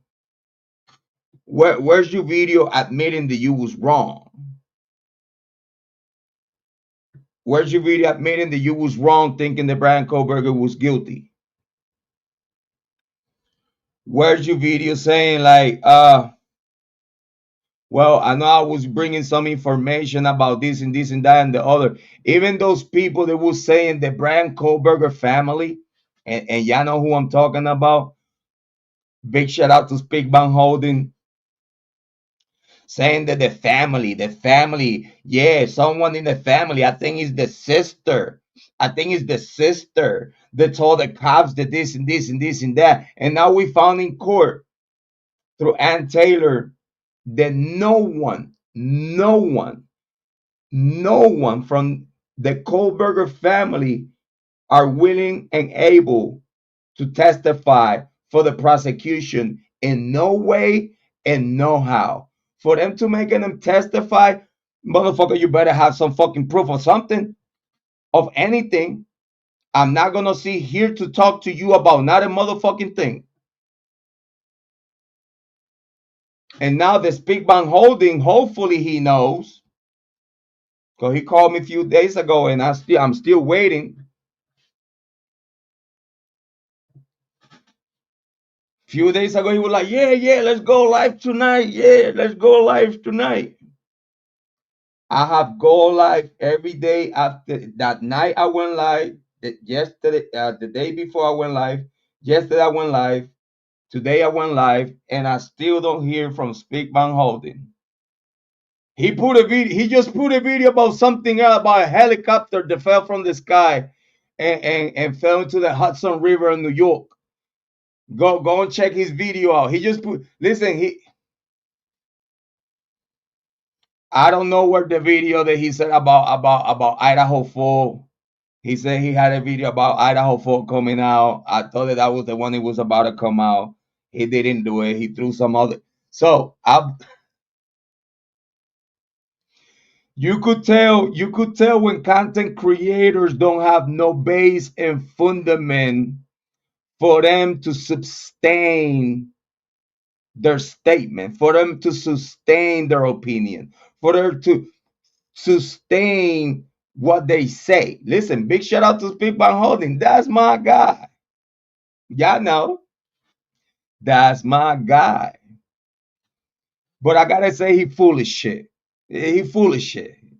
He is stubborn, traveling all over the world, millionaire. They're full of shit. Okay? Full of shit. Don't tell me let's go live and then 3 days later I still haven't heard from you. Don't do that. You haven't done it before, don't start doing it now. But I think Speak Van Holding, little by little, is being running out of room. It's been running out of leverage. Because actually, I was so joyful when I heard Ann Taylor saying, like, no one from the Kohberger family is trying to have they're not trying to have no type of talk. They're not trying to have no type of talk, nothing. And if they get subpoenaed for something, that subpoena is going to have to be an interstate subpoena. You can't just subpoena someone just because you want to, just because you want to keep them outside of the courthouse. Because even Ashley Jennings snitched on herself, saying what she say about the same topic. Oh, but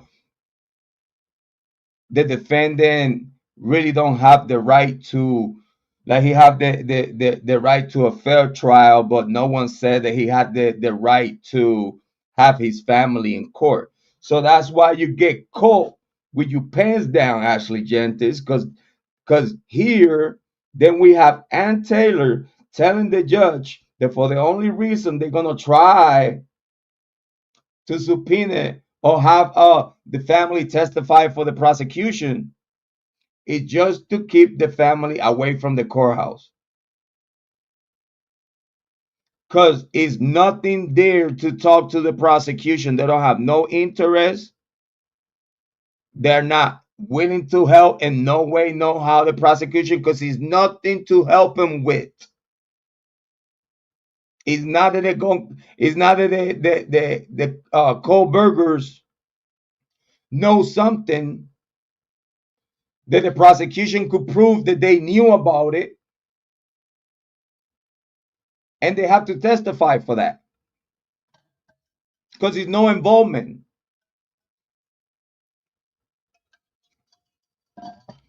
It's no sisters. Speak Van Holden. It's no sisters cooperating with the cops. Confirm. Speak Van Holden. Confirm. The Kohbergers have full support for Bryan Kohberger, their son. The same thing that I told you, and Taylor told the court. Same thing I told you, Speak Van Holden. The same thing that I told you when we were live, and Taylor told the court. They support Bryan Kohberger to the 100% that they suffering for this. Bryan Kohberger being in isolation, in PC, protective custody, all these years. So I hope y'all know, because I know how they treat you in protective custody.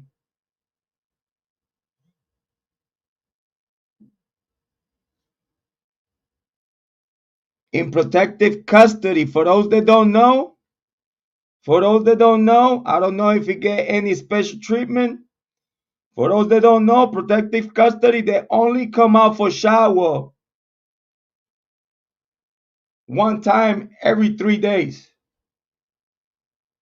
Just think about that for a second. Protective custody inmates come out for shower once every 3 days. 9 times out of 10, they shower on the hand wash.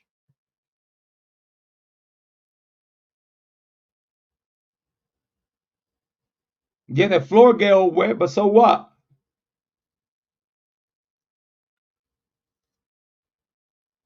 Some people wash right on top of the toilet.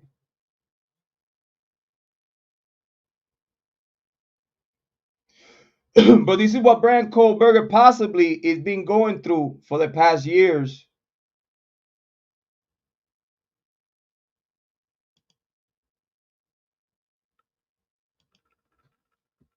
And no one from the Kohberger family, no one wants to cooperate or not cooperate, but no one have to talk to the prosecution because there's nothing there to talk about.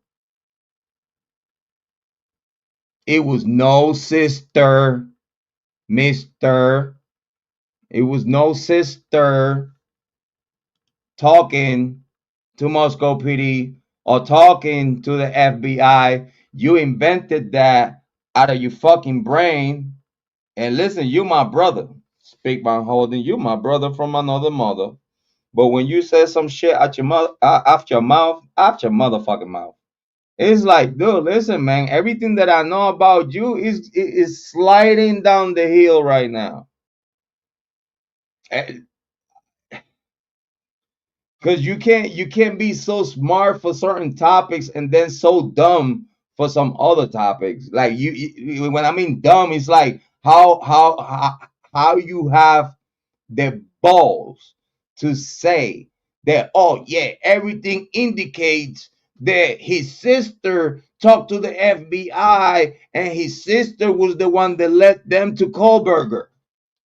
Where the fuck is that anywhere on the paperwork? I'm not trying to expose my boy, but goddamn, he know that I'm not picking on him.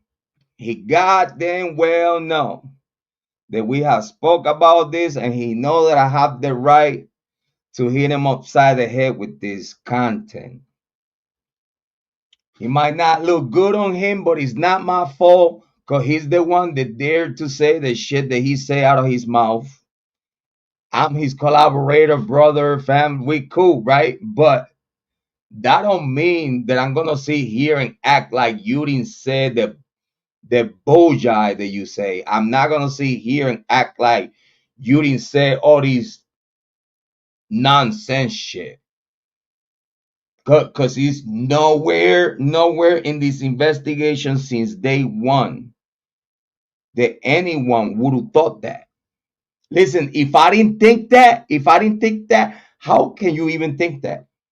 And then you spread it to the true crime community and be like, and come to our show, your show, and my show, Mr. Speakman Holding, and be like, yeah, I believe to the 100%, I believe that his sister was the one that led the cops to Kohberger because he did it. He cooked. He was probably acting weird when he went back home, and he probably said something to his sister to freak her out, and da. You only inventing that out of your head, out of your mind, because you believe the guy did it. You don't even have nothing. Every time I ask you, Mr. Pitbank Holding, I ask you, what make you think this man is guilty? You base yourself in him not standing up to say innocent or guilty. Just that. Him skipping the right of preliminary hearing, just that by itself, it make you think that he's guilty. Just that. Not standing up in the court, which that right there was a legacy media narrative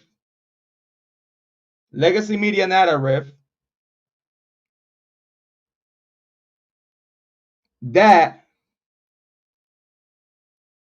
not standing up, skipping pretrial, preliminary hearing, skipping the extradition from Pennsylvania. All those things make him believe that the man is guilty. But he don't mention nothing of the circumstantial evidence that he could talk about to believe the man did it, because he cannot articulate how that evidence will link to Kohberger, because everything has holes. That's why I tell Speakman Holding, don't bring me legacy media, narrative. Show me that you do some kind of homework. You, my brother, show me that you actually are paying attention to this case. That's all I'm asking. Don't come here to my show, in your show, and say a whole bunch of poop that now in court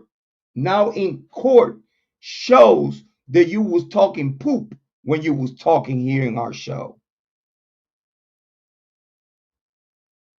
Is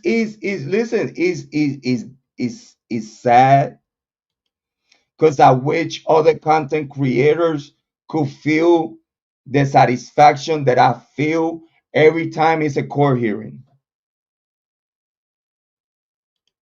Every time there is a court hearing, I think that me more than anyone else, I get the satisfaction to hear that everything that I've been telling you is the truth.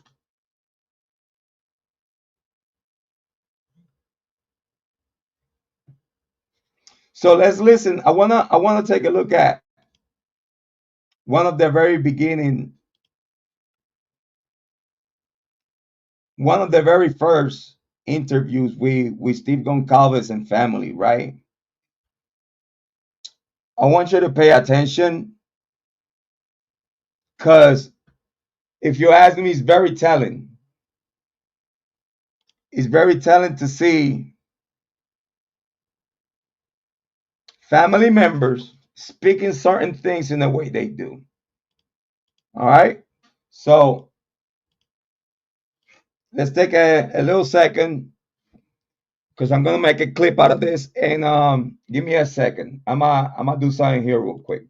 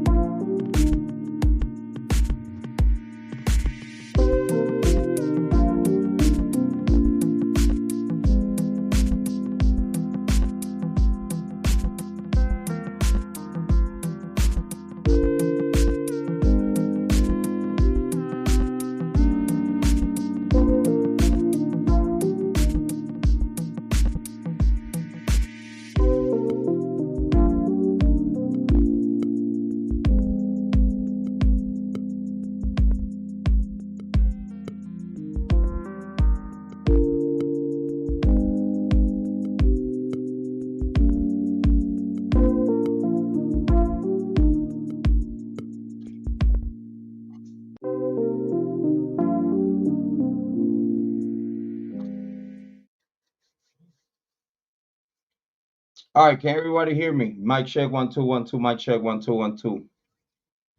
Big shout out to everyone. Thank you for being here.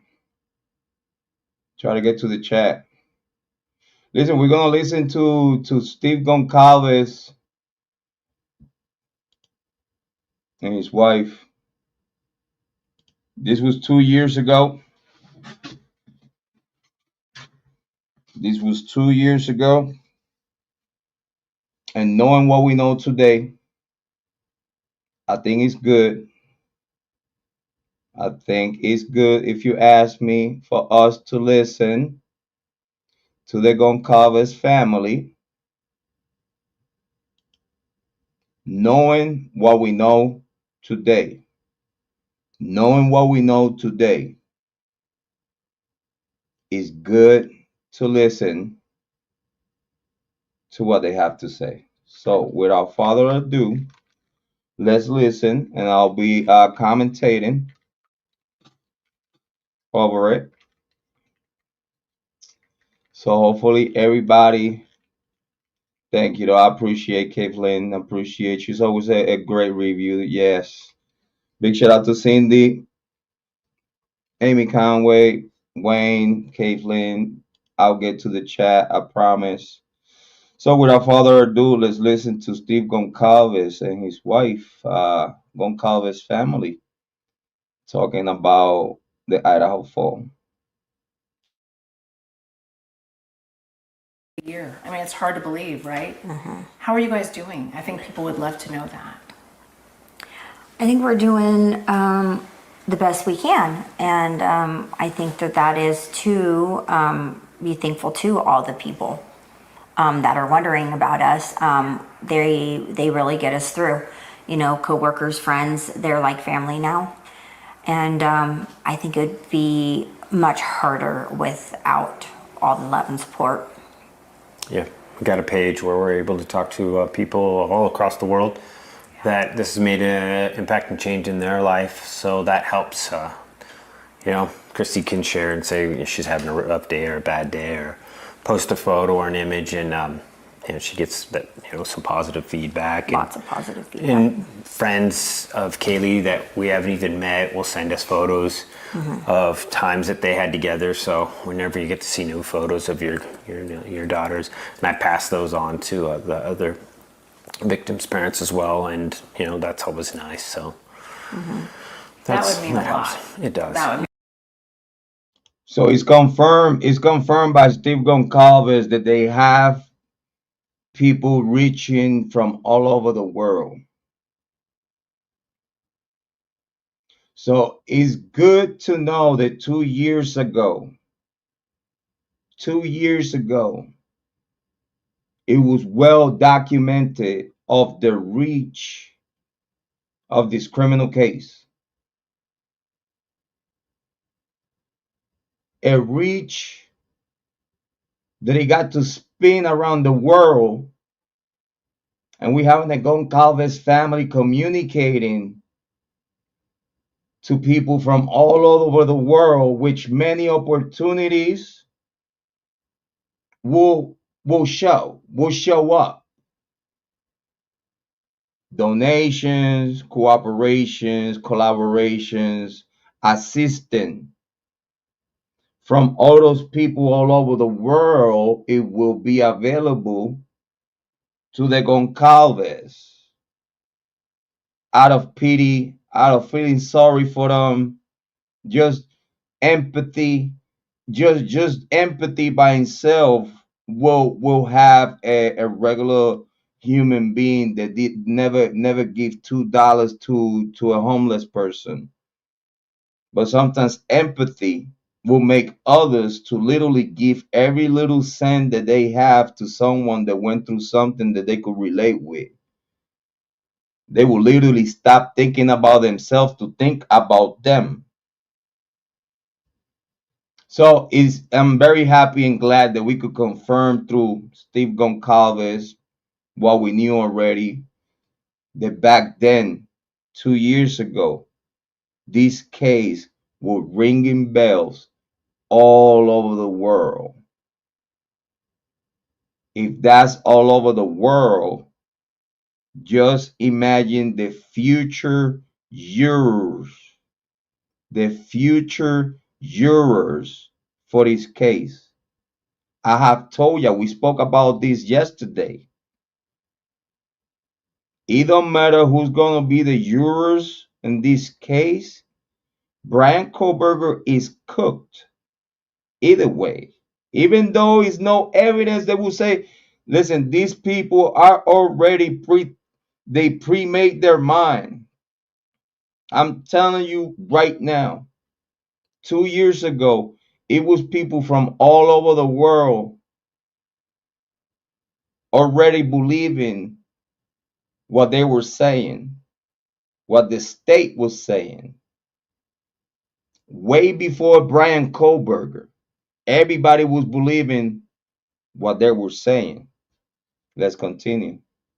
Yeah. I love a new photo when they come across. He'll send them to me and say, have you seen this one? And I'll do the same. Have you seen this one? Oh my gosh, no, wow. Oh, I love it, Yes. New photos. I hope it never stops. She had a ton of spirit. She was fun. She loved hanging with her older sisters, her sister and brother, his friends. She's very close with her siblings. Yes. Yeah. Can you tell us about the siblings and what the order is? So Olivia's the oldest. You see, I have to contradict the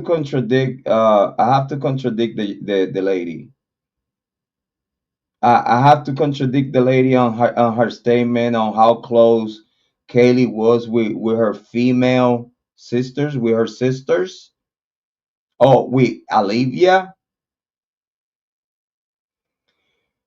Because if you was that close to Olivia Goncalves, your sister, or you was close to your other sisters, you wouldn't have the need to find a sister outside of your home with the name Maddie.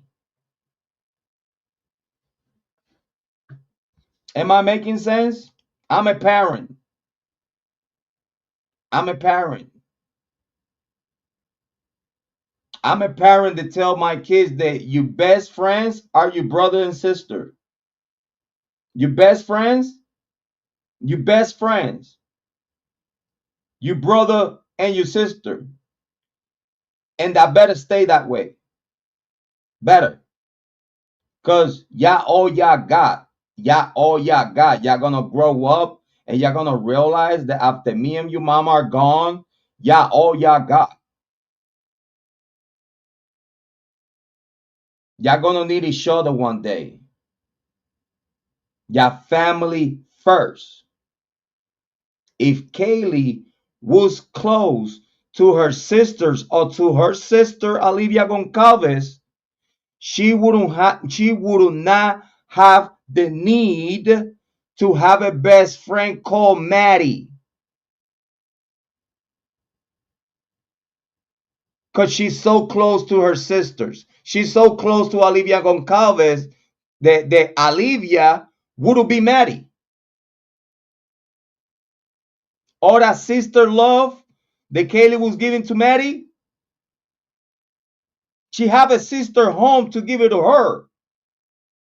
This is what we've been telling you from the beginning. All that story about Olivia Goncalves and Kaylee Goncalves being cool like that, non-truth. In my opinion, non-truth. And the lady's lying about it. Because again, and I repeat, if Olivia Goncalves and Kaylee Goncalves were that close, it would never been a Maddie in the picture. Do you understand? Am I making sense? Let me know in the chat. Oldest, and then Steven, then Kaylee, then Autumn and Aubrey. Well, let's talk about Maddie and Kaylee because how old were they when they met? 6th grade? Is that what I heard? 6th grade. Okay, tell us about that. Well, they met early on in that 6th grade year, and they The charter school, they had uniforms. uniforms, you know. They didn't think they were cool at all. No, and they were. Kaylee came home talking about this Maddie girl, and the rest was history. I mean, it was Kaylee and Maddie, you know, and But it started with Maddie's mom coming over here and like interviewing us. Sat on our couch, talked to us. just talked to us. Yep. You know, she was very concerned. You know, Making very sure very it was protective. a safe place. Yes. I'm sorry to tell you. I'm sorry to tell you. Listen, listen. You're never gonna see me. You're never gonna see me in your house asking you for nothing. Like. Hold on, I have to interview because you the parents of my daughter's friend. Why? Why? If it's nothing, if they just friends, right? They just friends, right? Not a couple. They just friends. Why? Maddie's parents gonna have to go to Kaylee's parents to interrogate and talk and ask what? Why Kaylee wanna be so close to a Maddie when she's supposed to be best friends and super duper close with her sisters at home, or with her sister at home? But can we see that the lady just contradict herself far as how close Kaylee and Olivia was? Because again and I repeat,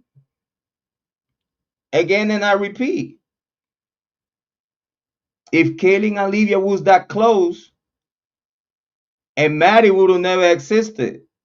Because she's too close to her sister, spending all her time with her sister, doing everything with her sister. What time she will have to be with Maddie or with anyone else? I'm gonna tell you right now, my kids are not staying in no one's house. My kids are not gonna go with no parent and no other children to a vacation and none of that shit. My children's are not having no time with no other adult or other children if they not being supervised by me or their mother. It ain't nothing about my kid. My kids are not staying to sleep over in no other people's house. I don't know who the fuck you talking to. I don't need to be close. I do not need to be close to the parents of my kids' friends. Do you understand me?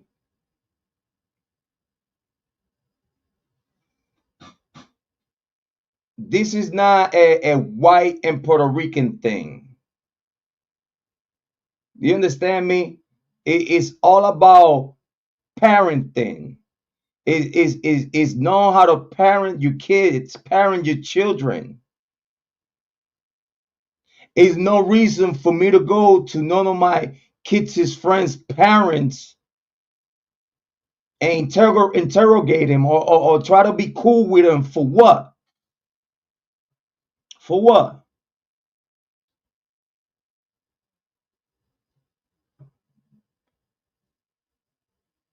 Do you think my kids are gonna stay at your home? No. Because my kid could say that they're gonna stay at your house and sneak out of your house. Because your daughter sneak out of her house. So my daughter is not gonna sneak out of other parents' house because she's not allowed to sneak out of this house. So for me to make sure my daughter is safe and protected, I have to make sure that me as a parent, I'm doing what I need to do to make sure my 10-year-old is safe. Do you think I'm letting my kids to stay on anyone's house? Do you think I'm gonna let my kids go in vacation or go anywhere with anyone that is not their mom and dad?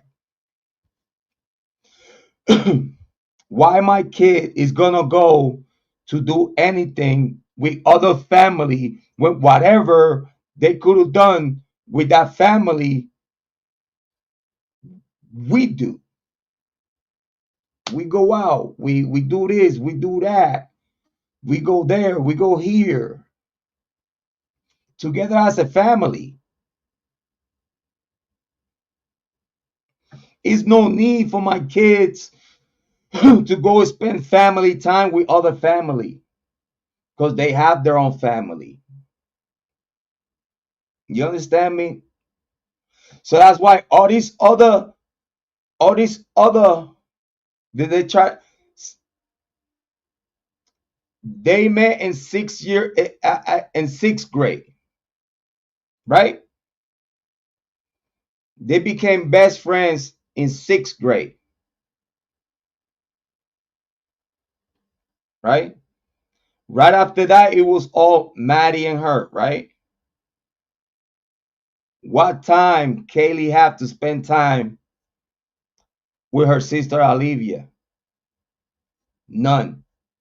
Because if you ask me, everything, even after Kaylee became girlfriend with Jack DeCole, everything it was revolving around Maddie. Just think about that for a second.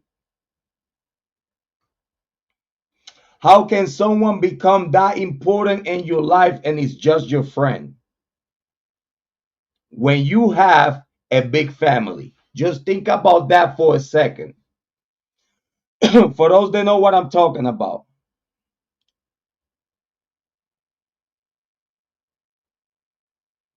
For those that know what I'm talking about, how can you come from a big family with sisters, brothers, and whatnot, cousins, and whatnot, right? Stepsister, and whatnot, right?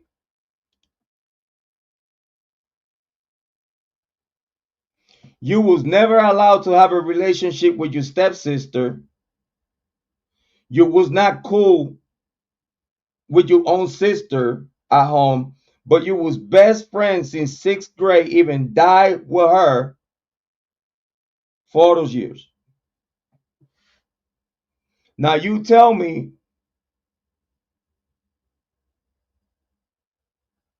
it has to be some kind of real love there, right?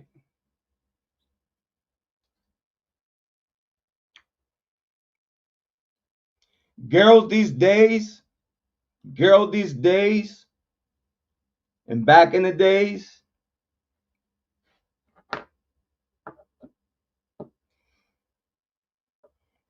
we're gonna talk about that some other day. We're gonna talk about that some other day because I'm not in the mood to get there tonight. I'm not. I'm not, because the conversation is gonna get, it's gonna get tabooish, and but those people that has a big family, and actually with kids they get along and whatnot. When your kids get along, their friends become nothing. When your kids get along, and I'm telling you, because my kids, they all get along. Yeah, they have their little fights and discrepancies or whatnot. Nothing serious, all about playing and stuff. But my kids get along just well, fine. They play the same games. They watch the same shows. That sometimes one goes to one room go because they want to watch different shows. So it's plenty TVs around this house to watch TV and watch whatever you want. But not once in this house is any type of conversation about any little friend. Whatever happens out there in school, and whatever they out there, when they come home, they home, they home, they home, safe, spending time with other brothers and sisters. Is no time for friends. You have a family home. Little friends in school, little friends in school.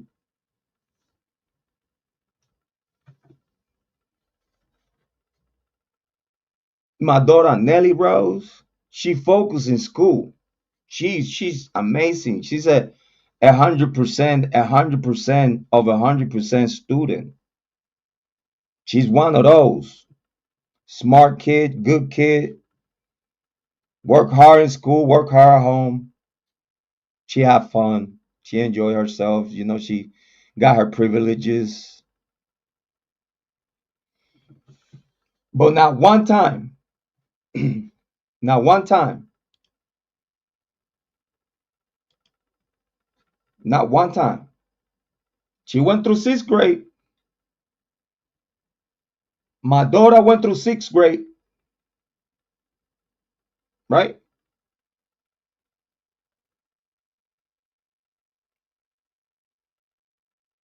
As we speak. She had never come to me with none of these. I'm such a best friend with this one kid. Not once.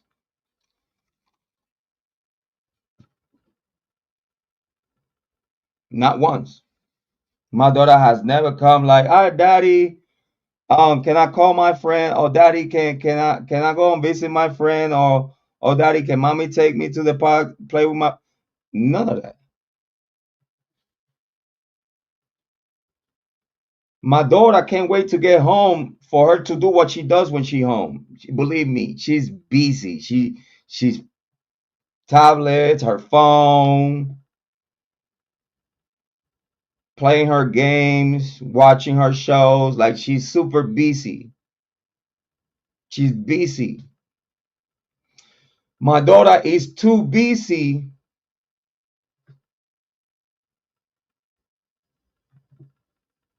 to get a little best friend, cause my daughter best friends are home.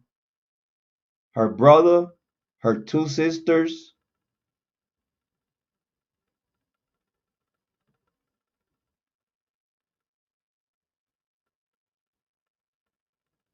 just like the Goncalves. After Kaylee, a boy, two girls, and Kaylee, right? The same. We're not the same, but same. Equal, but not same. Same, but not same. That's why I could relate. And that's why at the same time, I cannot relate with what they talking about.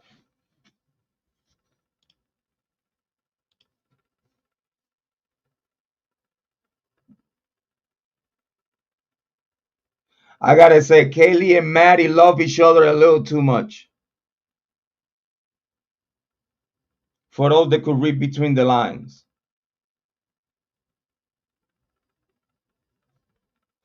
Kaylee and Maddie love themselves a little too much. That's all I gotta say. Cause this shit right here, all that shit, you cannot be like, oh, this is a white thing. you cannot be, oh, this is a trailer park white thing. This, you know what I'm saying? You cannot say that. You cannot say this is a gated community white people thing.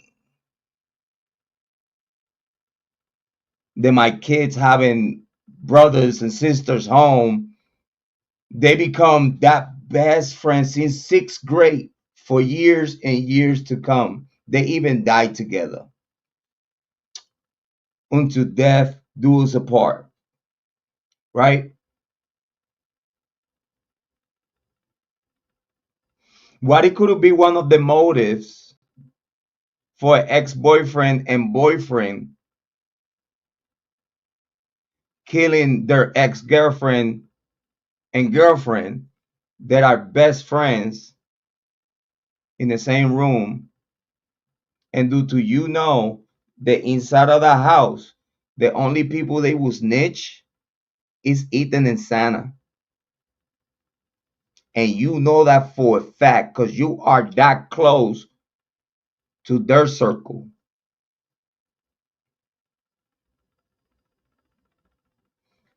All four victims had the same tattoo. Why Jack Decor and Jake don't have the same tattoo? Because they were excluded. Ethan was in. I wonder how. I wonder how Ethan became so close to the girls.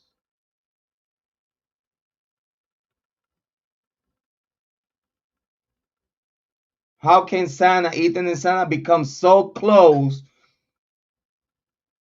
to Kaylee and Maddie? To the point that all four have the same tattoo, but Jack Decor and Jake did not have the same tattoo.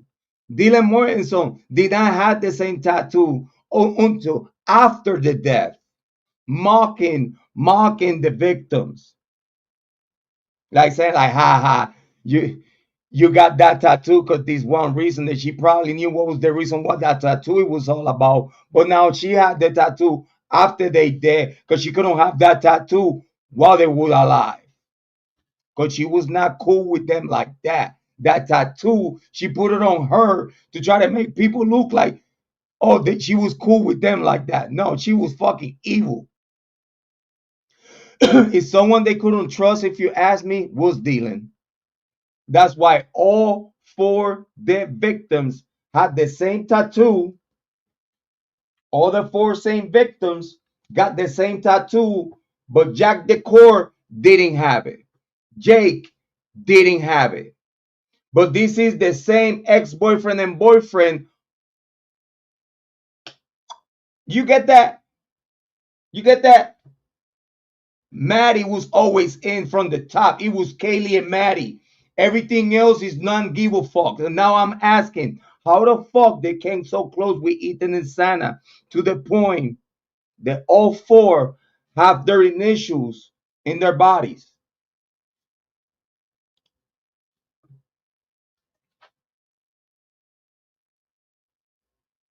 With the initials of your first name. With the initials of each one of them creating the Mex K. Maddie Maddie always first. But then why? Maddie, Ethan, Sana, and then at last Kaylee. Because if you ask me, it was supposed to be K M X E. That's what it was supposed to be. Okay? The only 4 people that have that tattoo if the peoples of the initials. It was no Dylan invited. It was no Bethany invited. It was no Jack Decor invited. It was no Jake invited. Maddie, Ethan, Sana, and Kaylee. With Ethan and Sana in the middle, Maddie and Kaylee at both ends. But we know the relationship that Kaylee and Maddie have, and that's what he made it so weird of how is Maddie, Ethan, Sana, and then Kaylee on the tattoo. And it's the same 4 people dead. And if their boyfriends, and if they boyfriends, and if they boyfriends were like this with their girlfriends, if the boyfriends, if Jack Decor and Jake were that close to their girlfriends, they were supposed to have the same tattoo too, and they don't have it. In this picture, for them, for the boyfriends, total strangers got your name on their body, and y'all act like y'all more like this than us.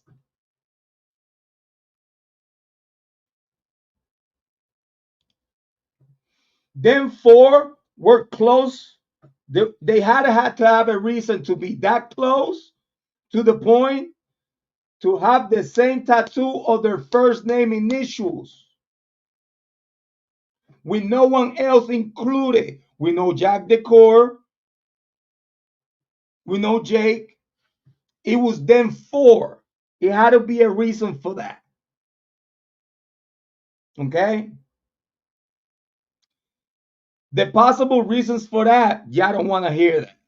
And I'm going to tell you right now, y'all don't want to hear it. Shit that always happens. Shit that always happened in college. Same shit that always happened in college. People sleeping with people and shit like that. Falling in love out of nowhere. And shit, you know what I mean? Again, for you to have, and listen, I have names. I have names in my body. I have names in my body. I have names in my body. In my neck. I have names in my body. In my chest. I got names in my body.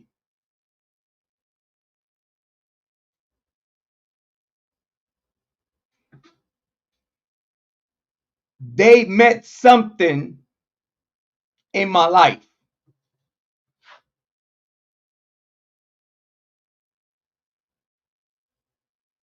But for them to be in my body, let's say my daughters, stepdaughters, love them to death. Love them to death. Miss my kids because I took care of them. But then you see, it's the love of a parent. The love of a parent. That's reason enough for you to have your kids' name in your body.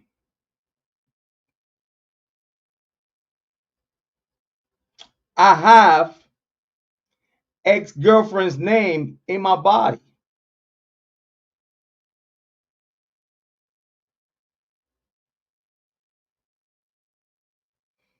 When you tattoo, when you make a tattoo reference to someone's name, 9 times out of 10, they mean everything to you. You got to have your reasons. Again, kids, parents, boyfriend, girlfriend, and whatnot.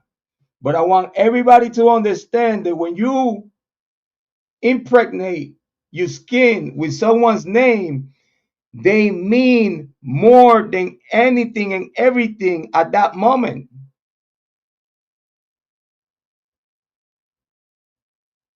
How you think Jack and Jake would feel soon as they know that these four got the same tattoo of their first name of their names, and they all four got it, and you was not invited?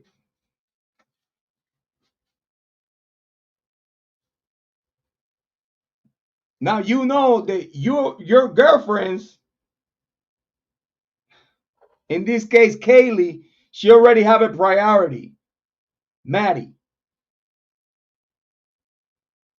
Everything was all about Maddie. Everything revolves around her timing. Everything revolved about what they were about to do. Then the boyfriend and everybody else had to deal with the consequences or whatever they wanted to do. But then now out of nowhere, now you not had to deal with Maddie, and you as Jack Decor being second all the time. Now you got to deal with Ethan and Sana.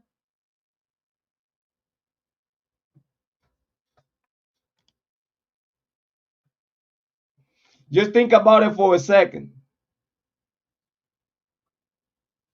You always had to deal with Maddie, Maddie, Maddie, Maddie, Maddie, Maddie, Maddie.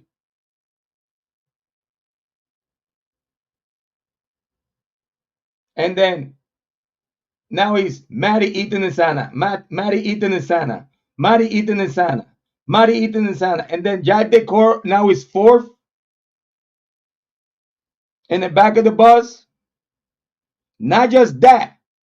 Not just that. She left you with no reason. Her mom said she was being a brat. She left him for no reason.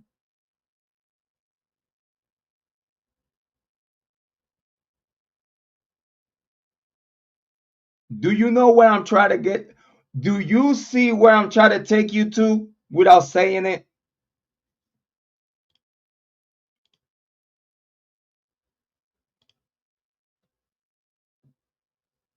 Do you know where I'm trying to take you without saying it?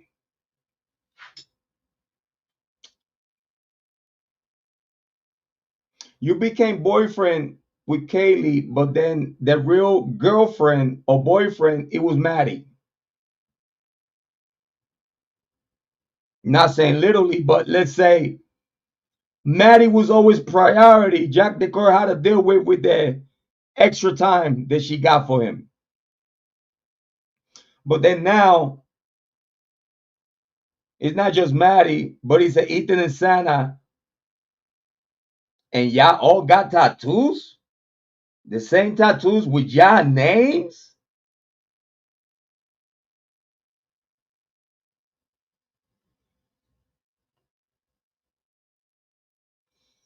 I don't know about y'all, but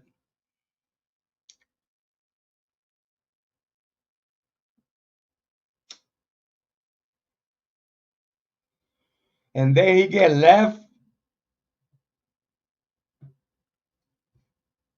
Then he get left behind for no reason. And now he have a reason to instigate Jake against Maddie. And then now he have a reason to instigate Jake against Maddie, and probably share some secrets that he knew about Maddie that Jake did not know. And the only reason why Jack Decor never said nothing, because he was the secret keeper with Kaylee. But then now when Kaylee breaks up with him, now he have all the rights, if he wants, to snitch on Maddie, because then now Maddie becomes an enemy. Now he thinks that Maddie was the reason why they broke up. Now Jack Decor have all the reasons to snitch on Maddie and tell Jake whatever secret he had.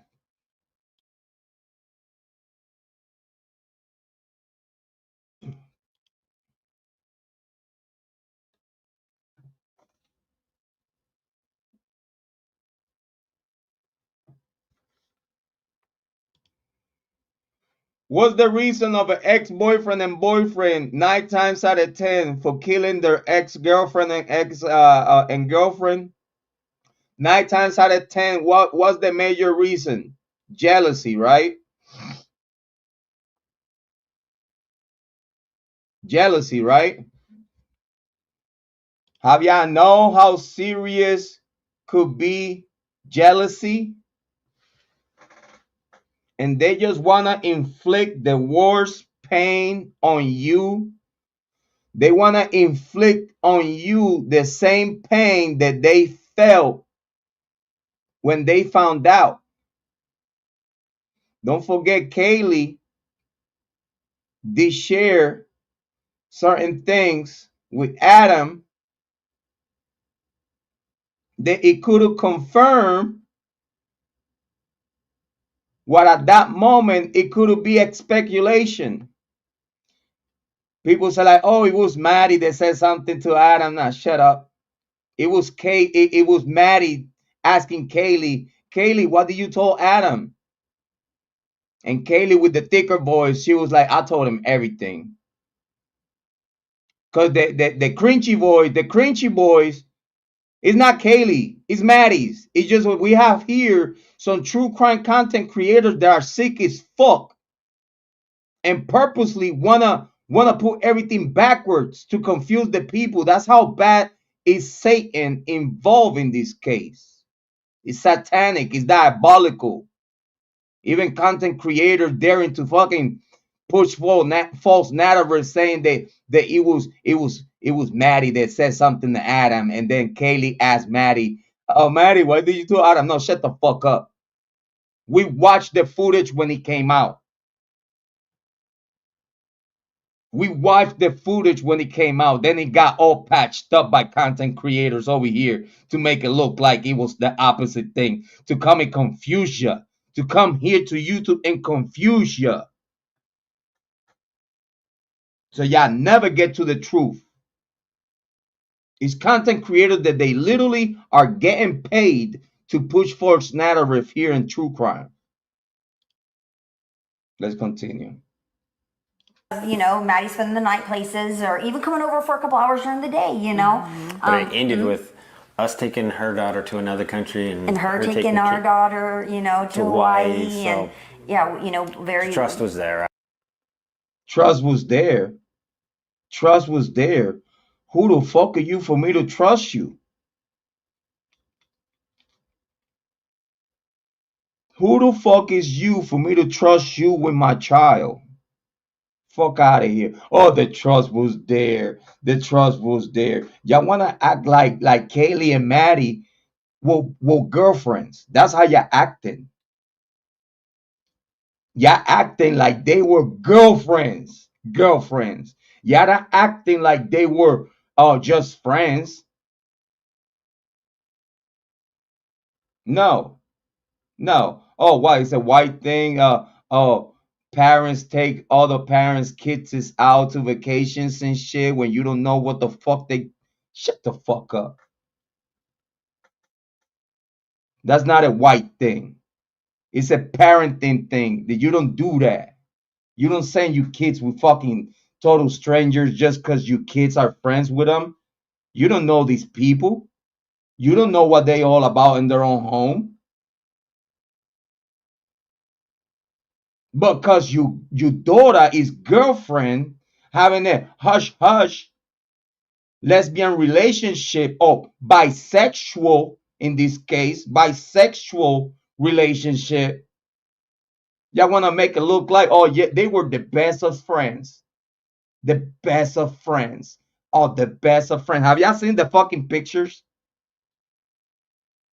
Have y'all seen the pictures of Kaylee and Maddie when they were little? Very suggestive. Very like you act older than what you are. Fuck out of here, bro. Who the fuck y'all talking to? After. Yes. But yeah, and they were just inseparable. Kaylee was either over there or Maddie was at our place, so they had the best of both worlds. They did high school all together, And college. graduated, and Picked the same school. Yep, they both.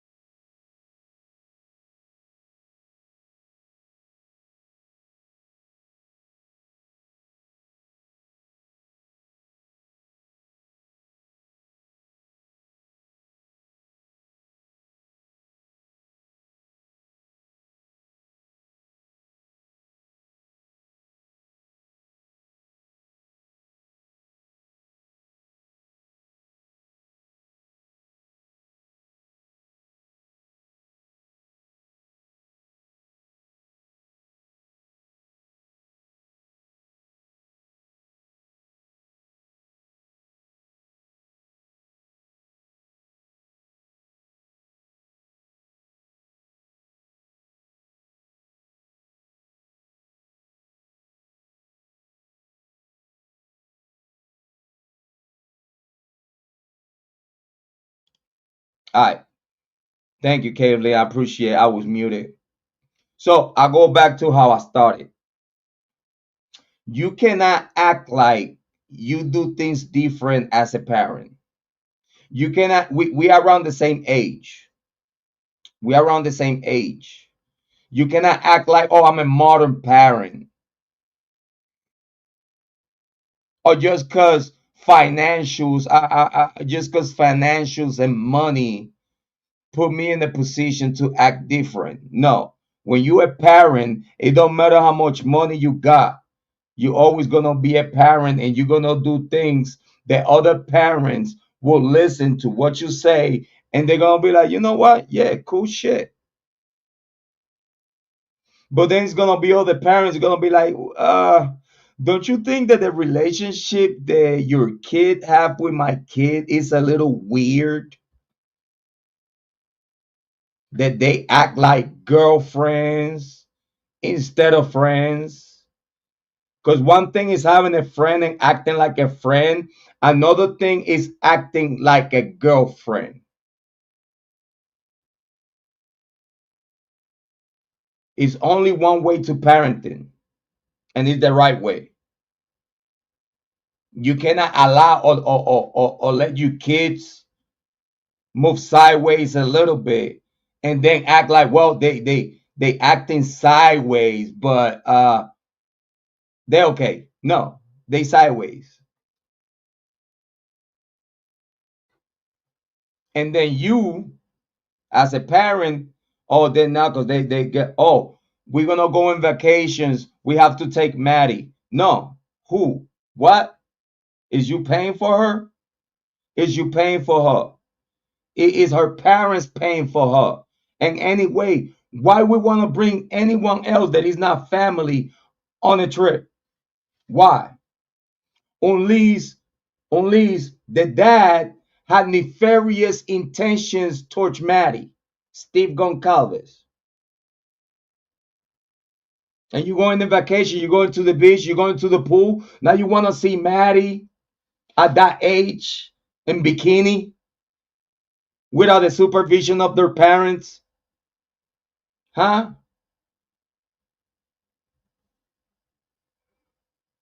What, you as a man trying to find a alone moment with Maddie? Because we already know you, I guess you was cheating on your wife. So it seems that Steve Goncalves is very opportunist. I'm not saying that he had nothing going on with Maddie at some point. I'm not gonna say that. But for you as a man and as a parent, wanting to bring another girl or your daughter's friends in vacation and you paying for it, fuck out of here. You was getting, if you pay for it and you took Maddie on vacation with you, you was looking for some kind of gratification, you pig.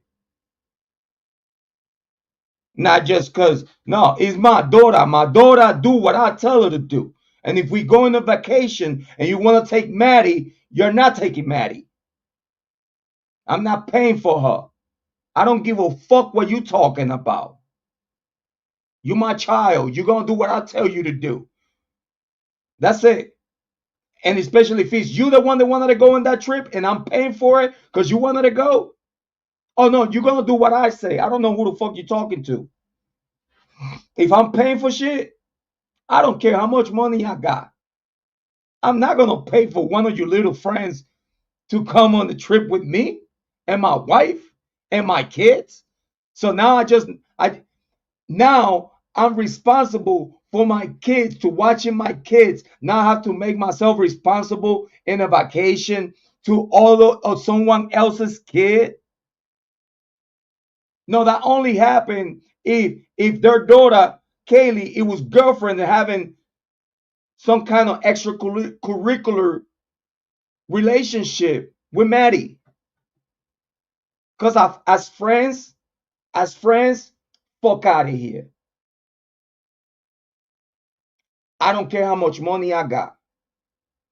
If I'm going in vacations and my daughter want her friend to come, no, I no. And you're not gonna stay nowhere while we in vacations. You coming? I don't care if you throw a fit in the beach. I don't care if you don't want to come out of the hotel room. Yes, you're gonna come out. You're gonna hang out. You're gonna spend family time. Cause guess what? You a child and you don't own your time. You're my time until you become old enough for you to do what you want. By then, I won't care because I already teach you what's right from wrong. And by the time that they come, you're be ready to be a grown adult with your own head, your own thoughts. And that's why I will not care. Because then now, hey, you're free to go. Do what you do. Make sure you're safe. Make sure you come back home at some point. Call me. Love you. All these other stuff. But far as after they reach an age, they're on their own. I got other shit to do. By the time my kids get to the age, that's on them. Bye. Do what you do. You're a grown up. Take your own decisions. If I gotta help you, I help you. But you're on your own. But meanwhile, you're a child and you live under my roof. No, things are gonna happen accordingly what mom and dad say. But all that taking trips and guns, cause the trust was there. Fuck out of here. Went down there and They rushed in the same week. Went down there. yep. And they wanted to get in the same one together, but I don't know how it worked out. But they ended up getting two Going different separate ones. ways, and they were, so sad. I'll never forget that day, and they were so sad, and they were happy where they wound up and whatnot, but they weren't together in the same house, and it wound up being the absolute best thing for them, for their friendship. So they loved U of I. They had a great experience Yeah, they there did. for those Yeah. first 3 years. They really enjoyed it. Yeah. Yeah. Kiely was pretty much graduated. She just did her finals on Monday, and that was her last class, or that would have been her last Would have class. been her last class on Monday. Yes. And she was coming back on Tuesday. What do you want people to know about these girls? You know, these girls, you know, as I refer to them now on the Goncalves Facebook page, you know, it was at first when I post, you know, my girls, and it's not even my girls anymore. It's our girls. Here's some new pictures of our girls, or, you know, here's a throwback of our girls. And I mean that, you know, they are everyone's girls. And you could. No, they not. No, they not. They're not everyone's girls. They not my girls. They you girls. And Maddie was not even your girl. Why you claiming Maddie? You don't. You see, this is what I'm saying. If they just friends, if they just friends and not girlfriends, why you claiming Maddie when Maddie have her own mom and her own dad? Why you wanna make your case look worse at her? Like you wanna make people to feel sorry for you, cause then you not just lost one, you lost two. Oh my God, feel sorry for me. No, they not everyone's girls. We want justice for them. We want justice for them. But it's weird. It's weird. Anyone, they would say, any true crime content creator here that don't fucking know them, be like, oh yeah, that's my girls. Or like a crazy ass female content creator say like, Sana's my girl. I talk to Sana in spirit. Sana visit me in spirit and talk to me and tell me that Kohberger did it. Shut the fuck up, you crazy psycho motherfuckers. Shut the fuck up.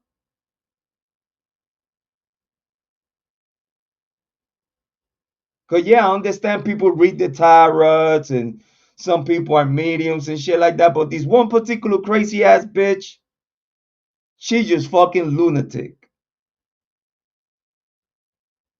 Ain't not one content creator here in YouTube even should be allowed to say, yeah, that's my girl, and oh my god, this and this and that. Shut the fuck up when you bias self.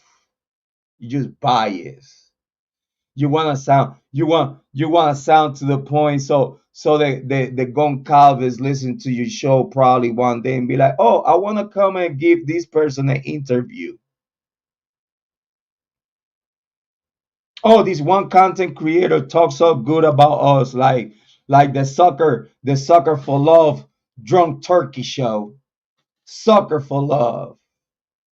Weirdo. Pushing false narrative and shit. Motherfucker act like he said that he was an ex-cop. Now I see the reason why you're not a cop no more, Daniel. Now I see why you're not a cop no more, Daniel. Because you're still young. You're still young. You're still young. You could still be a cop and you're not a cop no more. Just think that, just let that soak in for a second. But he's here on YouTube True Crime talking about Idaho 4 with a whole bunch of poop since day one. And it's the same people that he gets called for an interview with a news media outlet. Because they following the same narrative that the news media outlets are following. That's it. Why you think that the JLR and Bullhorn Betty and Chronicles of Olivia end up in the Paramount documentary? Even WSU Kim. Is you fucking serious when she don't have no type of relevance? WSU Kim, the only relevance that she have in this case is that she let everyone know that it was students and parents knowing about what the fuck happened in that house way before the cops did. If anything, WSU Kim is responsible of us knowing that this case was corrupted since day one. That was the only thing that WSU Kim did, even though she don't blame the students. Oh, she don't dare to blame the students. She don't blame to no, Jack the Court didn't do it. Oh my God, these poor kids and their family. Why people gonna talk about them? Shut the fuck up, Kim. The only reason we're using the Paramount footage is because you're one of the narrative pusher of these people. You and many other people that came here to YouTube thinking that what you were saying, it was about to help the case. What you say, it fucked the whole case, and you thought you was doing anything good. Oh yeah, we was one of the first to know that something bad happened in the house way before the cops did, and da. So why you didn't call the cops? If y'all knew that something bad and criminal was happening inside of the house, why y'all didn't call the cops yourself? It's people that could call 911 from New York. In the Pop Smoke case, it was someone calling from New York, 911 in Los Angeles, letting them know what happened in the Pop Smoke rental. So you could be in Washington, still call 911 and be referred to Moscow and be like, hey, we here in Washington hearing that these other on the third happened on this one house and da. Why you didn't do that? Why you come to YouTube saying like, yeah, we knew this, we knew that, but bitch, you didn't call the cops, and you let us know, that it was an inside job, because for Washington group chats, WSU group chats know what's going on inside of the house already before the cops did. That was because the students of the University of Idaho did it, and they spread the word to the point that now students in WSU that are fraternity and sorority involucrated. This is how WSU Kim let the whole world know. Oh yeah, we knew that something bad was going on inside of the house, but we didn't call the cops. You just as much as piece of shit and everyone else. But you come here to YouTube to act like you're really looking for to talk about the Idaho 4 because you really are concerned with what's going on because you believe there is something wrong going on, but you don't want to blame the students. You want to act like we shouldn't trust Moscow PD, we shouldn't trust authorities, and this all of that. But then you don't want to blame the students. You don't want to blame Jack the Court. You don't want to blame Jake. You don't want to blame no student. You don't want to blame Dylan. But it's the same people that spread the word for you to know what was going on in Washington. So yeah, WSU Kim, that is not relevant to this case. You get to know that she's a narrative pusher from the source, just as JLR, Buhon Betty, Chronicles of Olivia, John Turkey Show, Gray Huge, all these other idiots that are nothing but puppets of legacy media, puppets that you could tell everything they talk about don't make no sense, especially having court documents out. They twist the information that come out to make it look like, oh, it's good for them. What? How can you think that the prosecution got this when the prosecution look bad at this day to day? What are you talking about? How can you even go against common sense and come here, have the balls, because you have support from brain dead subscribers.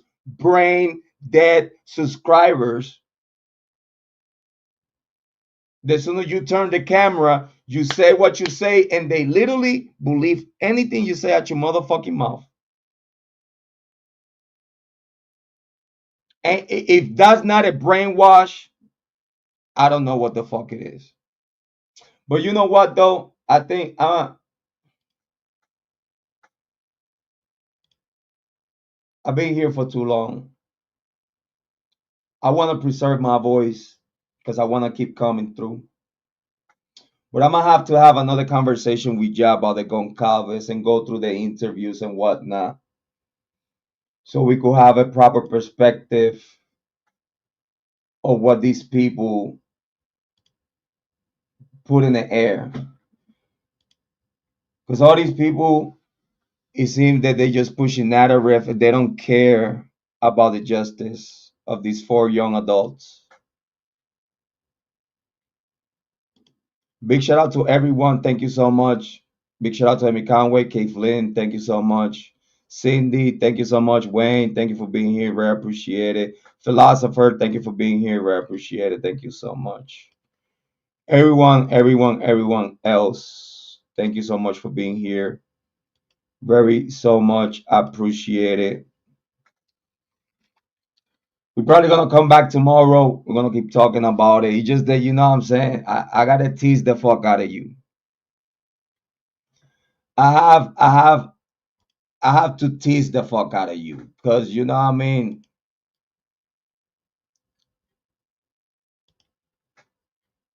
I gotta keep you coming back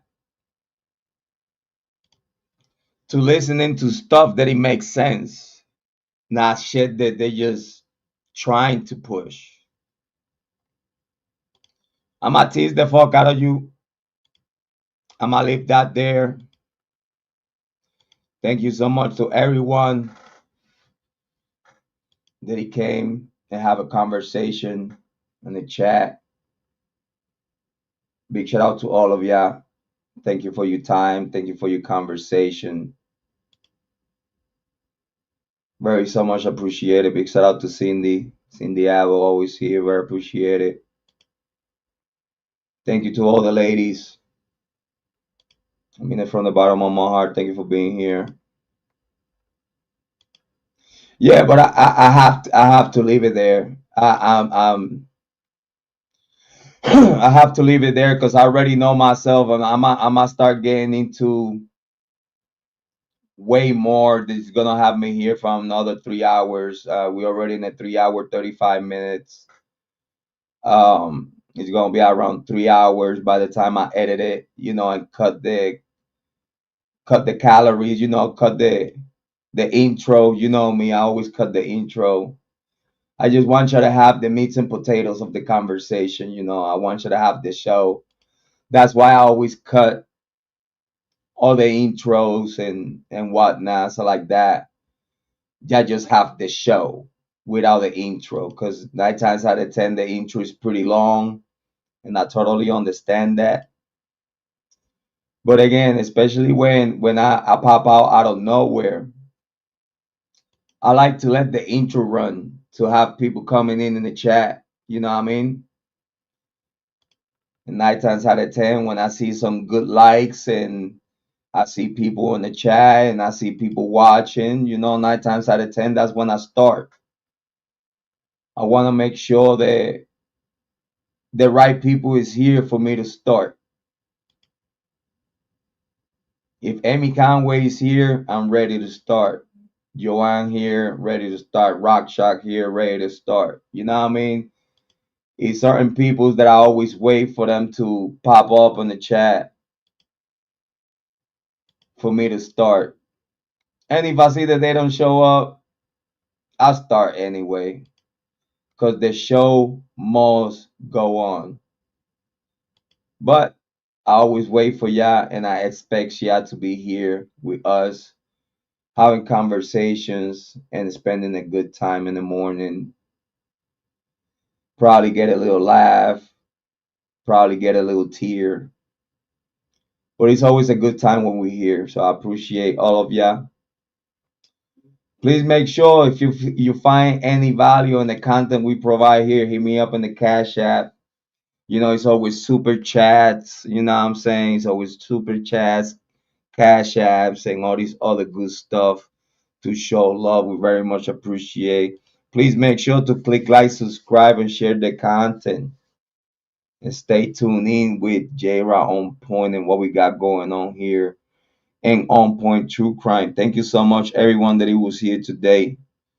I mean it. Mad love and support. You're the best ever. And don't forget, believe in yourself because I believe in you. If I did it, you could do it too. I ain't nothing special.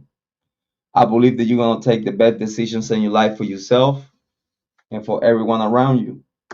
Love yourself, take care of yourself so you'll be able to love others and take care of others. As always, your favorite brother, your mother's favorite son, the black sheep, the host of the most, the team to the tango, the G to the Django, Jrod on point. You know how we do.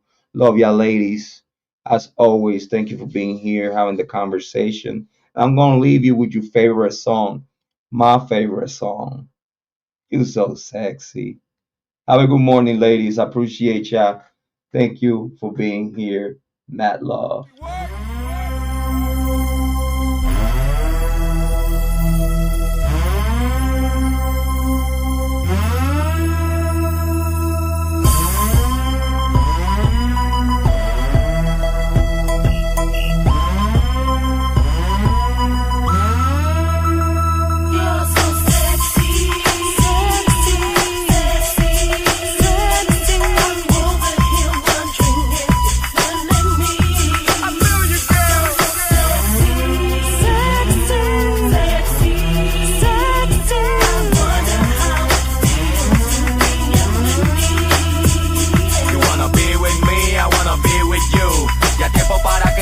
Salga a la luz, sexy millar. La que me tira a la guiña, aunque andes con su man, vamos a misionar. Come over here and let me know your name, boy. Your sexy smile got me checking for your seal. You caught my eyes and I'm seeing if you're single. Do you wanna get to know me?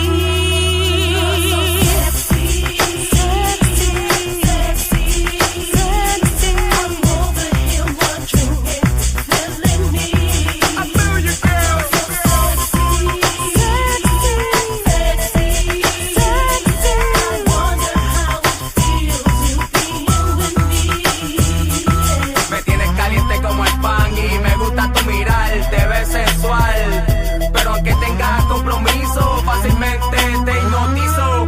Sin llegar al cielo, pero tampoco llegamos al piso. Y sin fantasear, vamos a la estratosfera, a lo espacial. Ponte el cinturón pa' que no te vayas a marear, porque este viaje te va a enamorar. Damn, Papi, nah, it's been on you all night. Yo, baby boo, you know that I got you. You know you are so sexy. Oh, by the way, what's your number? 508, I'll give it away.